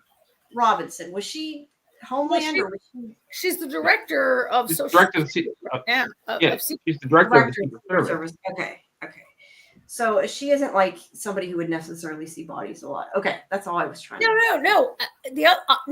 The opposite. She comes out of law enforcement. I think she might have seen bodies before. Like you don't get on Secret Service without coming up out of law enforcement, right? I think she might have seen a body before. But she has the excuse it could be because she loved him. But I don't know. Yeah, I don't know. To me, it just more read of they didn't like seeing the body and it freaked them out. To me, if it's because she loved him, that's a little bit of a game changer. Not that people kill people they love all the time, right? But yeah, it could be she loved him and she realized like it's kind of sinking in what she did too. I mean, she could have loved him because he wouldn't divorce his wife or whatever. But no, they were divorced. Well, okay, so she wouldn't, whatever reason. She's just, crazy, whatever. But I think that to me, I thought that this scene made me suspect Robinson a little bit less. Okay. But wait, were they divorced though? I thought he said she'd leave him after the term was over, or it's considered that was a flashback. Yeah, they're fully separated now. The kid, remember how the kid was like spending all the time with his mother and never comes over? Yeah, he did say Yeah, and somebody even referred to the first lady as the ex-wife.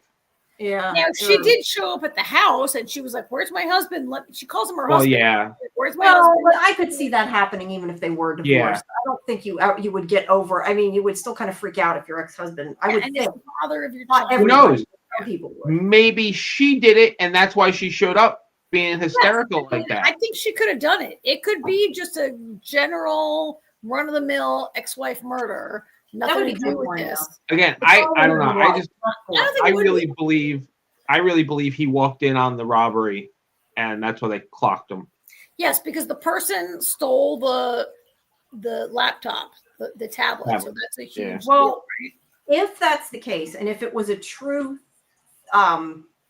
burglary, and it wasn't just that they did it to cover up them or to make it look like that was why they murdered him, then I would say it's not Sinatra, just because she would have no reason to steal the tablet. Like you said, though, I guess she could have been trying to get it away from him, but maybe he might give that tablet to somebody else. But if she stole the tablet from him, he could get it from somebody else, I'm sure.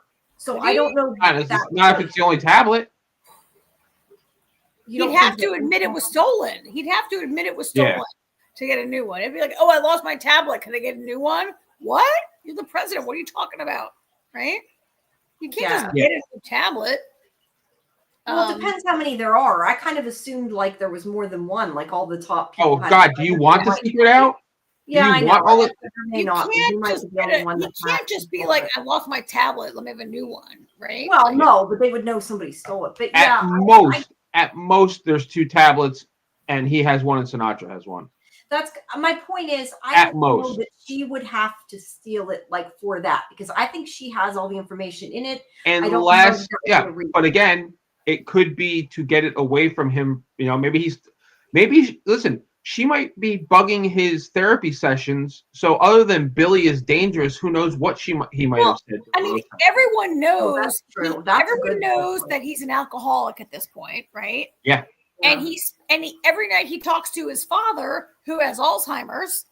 Yeah. right? Like, there's Yeah. a lot of like loose lips around this. Though, what AJ said makes a lot of sense, though. If she were to have his office bugged and knew he was giving away her secrets, she could kill him. I think personally, though, if she killed him, that stealing the tablet was just to make it look like a robbery. Yeah, a cover, right? Like, I gotta kill this president. He's a giant. I can't control him anymore. I gotta get this loser. Well, in there to that's the make him thing. look It would depend. See, there's a dependent upon that. Whoever, if it was if it was a robbery to get the tablet, I think he was collateral damage because he surprised them or whatever. If it was a murder and took the tablet to cover it up, then that shortens the pool, because how many people knew about the tablet? That's true too. Not that many. The therapist would know about the tablet I'm sure she would, because he might have told her when he was drunk. So that's I'm sure she knew about the tablet she helped design this place and pick the people. She knew about the tablet. Yeah. Again, it depends if the tablet just has about the end of the world or it has something else. Yeah, exactly. You don't even know what's on the tablet. Yeah, it You just depends know whether there's a it's secret current secrets or only past secrets. Yeah. I tend to think there's probably a lot more on it. But anyway. Oh yeah. I think there's more. I think there's more silos. There's more silos. We'll find out. Wrong No, that would be show, interesting. That would be a way, though, to have a season 2, That's the other thing I'm thinking about too, going into this, is like, is this something that's going to have multiple seasons? Because this seems like a story that doesn't have a lot of legs necessarily. Yeah. Beyond this. Once you solve the murder, where does it go, right? Yeah. But I mean, it's only episode 3. It very could easily open up other stuff that would warrant more. Well, I guess there's already plans, like that Fogelman already plans for more seasons. So I guess good. I mean, that's good. So it may not get it, but there's a plan. So we'll see. All right. Well, anything else? I think we've pretty much I think we covered it pretty good. Yeah. All right. Well, I was just gonna say, Karen, I saw Nosferatu. Oh, how was it? I'm a little too scared to see it. It was good. It was I was kind of trepidatious going into it because obviously I love the original from 22, the silent. Yeah. And I gotta say, actually it's funny because it's pretty well known nowadays that Nosferatu was made, because he couldn't get the 22 was made because he couldn't get the rights to do Dracula, Stoker's Dracula. Yeah. So he made a couple changes and everything. So it's not really spoilers to say that if you've seen Bram Stoker's Dracula, the one with Keanu Reeves, it's the same movie. Oh, I have not seen that. Although really, you've never seen that, but this is better. I honestly, I think Nosferatu was better. Really. I think part of the reason I've always liked even though Nosferatu is inspired by Dracula, I think part of the reason I've always liked Nosferatu because Nosferatu is more of a horror movie, whereas Dracula's always been romanticized. I mean, yeah. So I've seen the original Nosferatu. What do you say, from like 27 or something? 2022. I've seen it many times. Yeah. I saw it when I was really much too young to start watching something like that. It's fantastic, but I don't know, the original, the new one, it just looked to me like to be it's way more horror, right? Because people weren't doing that in 22. I thought it might be a little too scary, and there's a lot of rats. There are a lot of rats, but I think you can handle it. All right. It is really, and it's beautiful to look at. I mean, the scenery is amazing, and all the the special effects, and I've read that Lily Rose Depp is amazing, right? She's really good in it. I mean, this is the first thing I've actually, other than Yoga Hosers, this is the first thing I've seen her in, and she wasn't awful, So I don't know what people are basing. I mean, she hasn't done that much yet, so I don't know what people are basing her amazingness on. She's a young actress, So, but no, it was like I said, it was really good. The only thing that that I didn't like really was, and I'm not going to say anything for those who haven't seen it, but I was really expecting like an updated version of Nosferatu's face from the 22. Yeah. It looks nothing like it. Oh, really? Oh, that's It's kind of very- bad. I thought the it's same very- thing.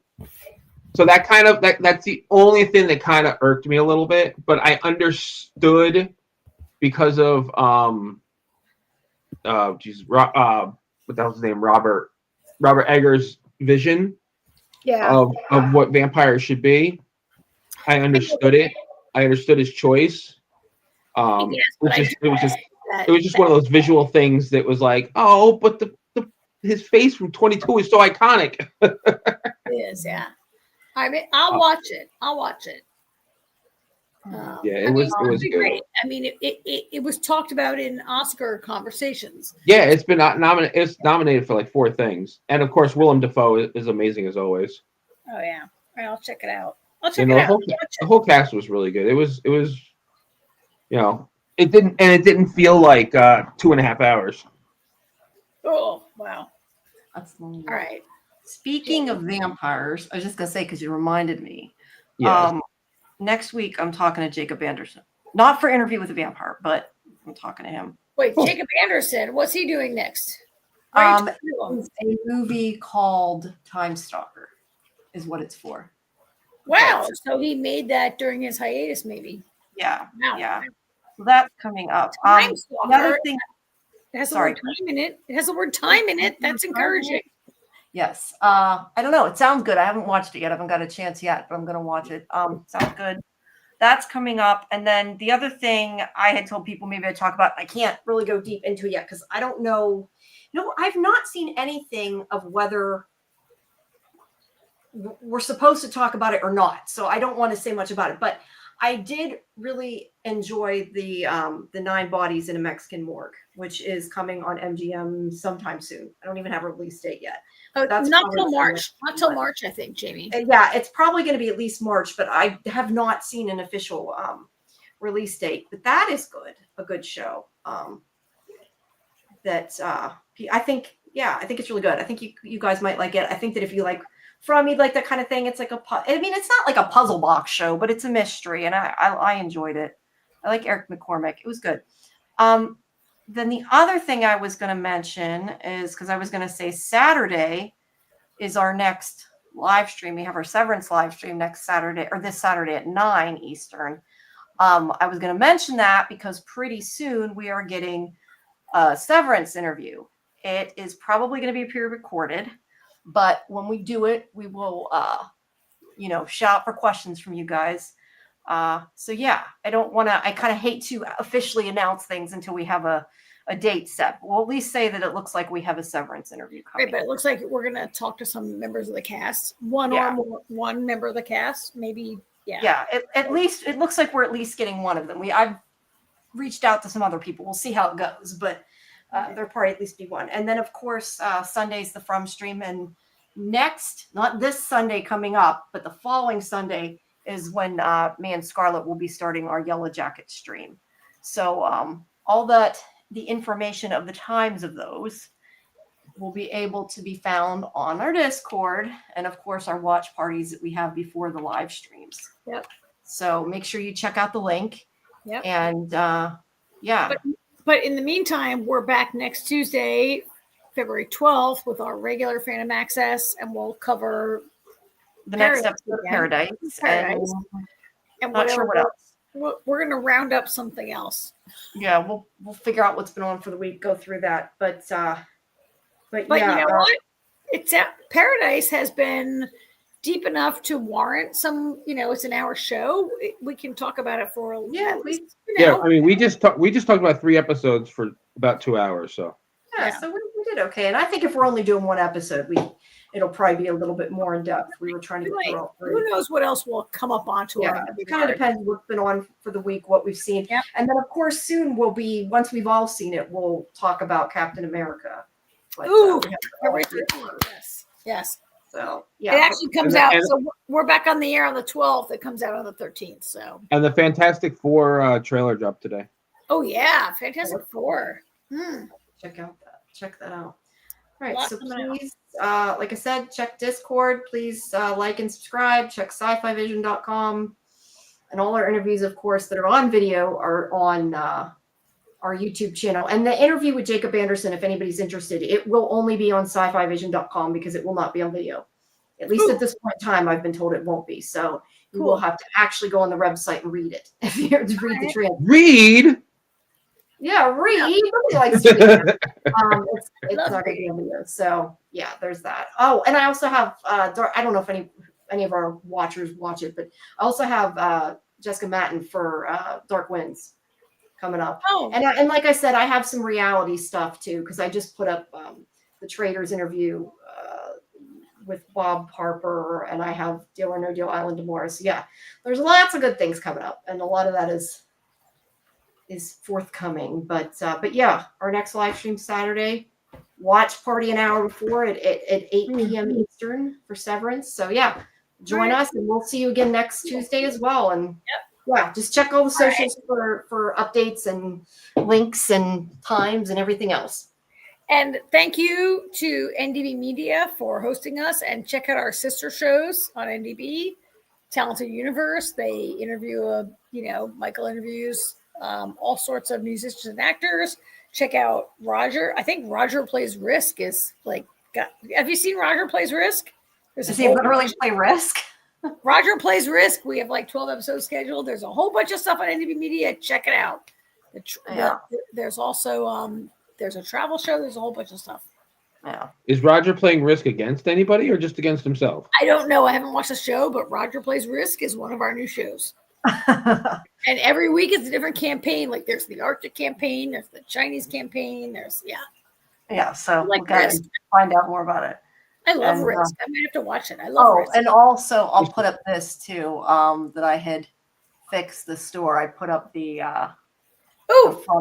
Frumley design. It's right now only for light color backgrounds, but it's still at least up, and I'm going to be adding more products. But it's nice. It's because I was able to do a From design. I know a lot of people have been looking for From merchandise, so yeah, there's that. Cool. So yeah, check it all out.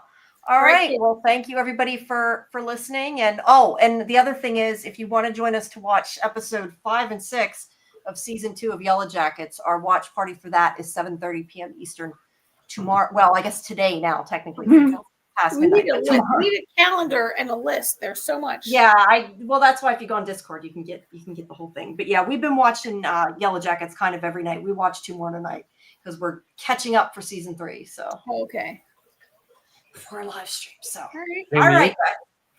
We'll see you next time. Thank you. Bye, for coming. kids. Thank you, everybody. Bye Have a bye. good week.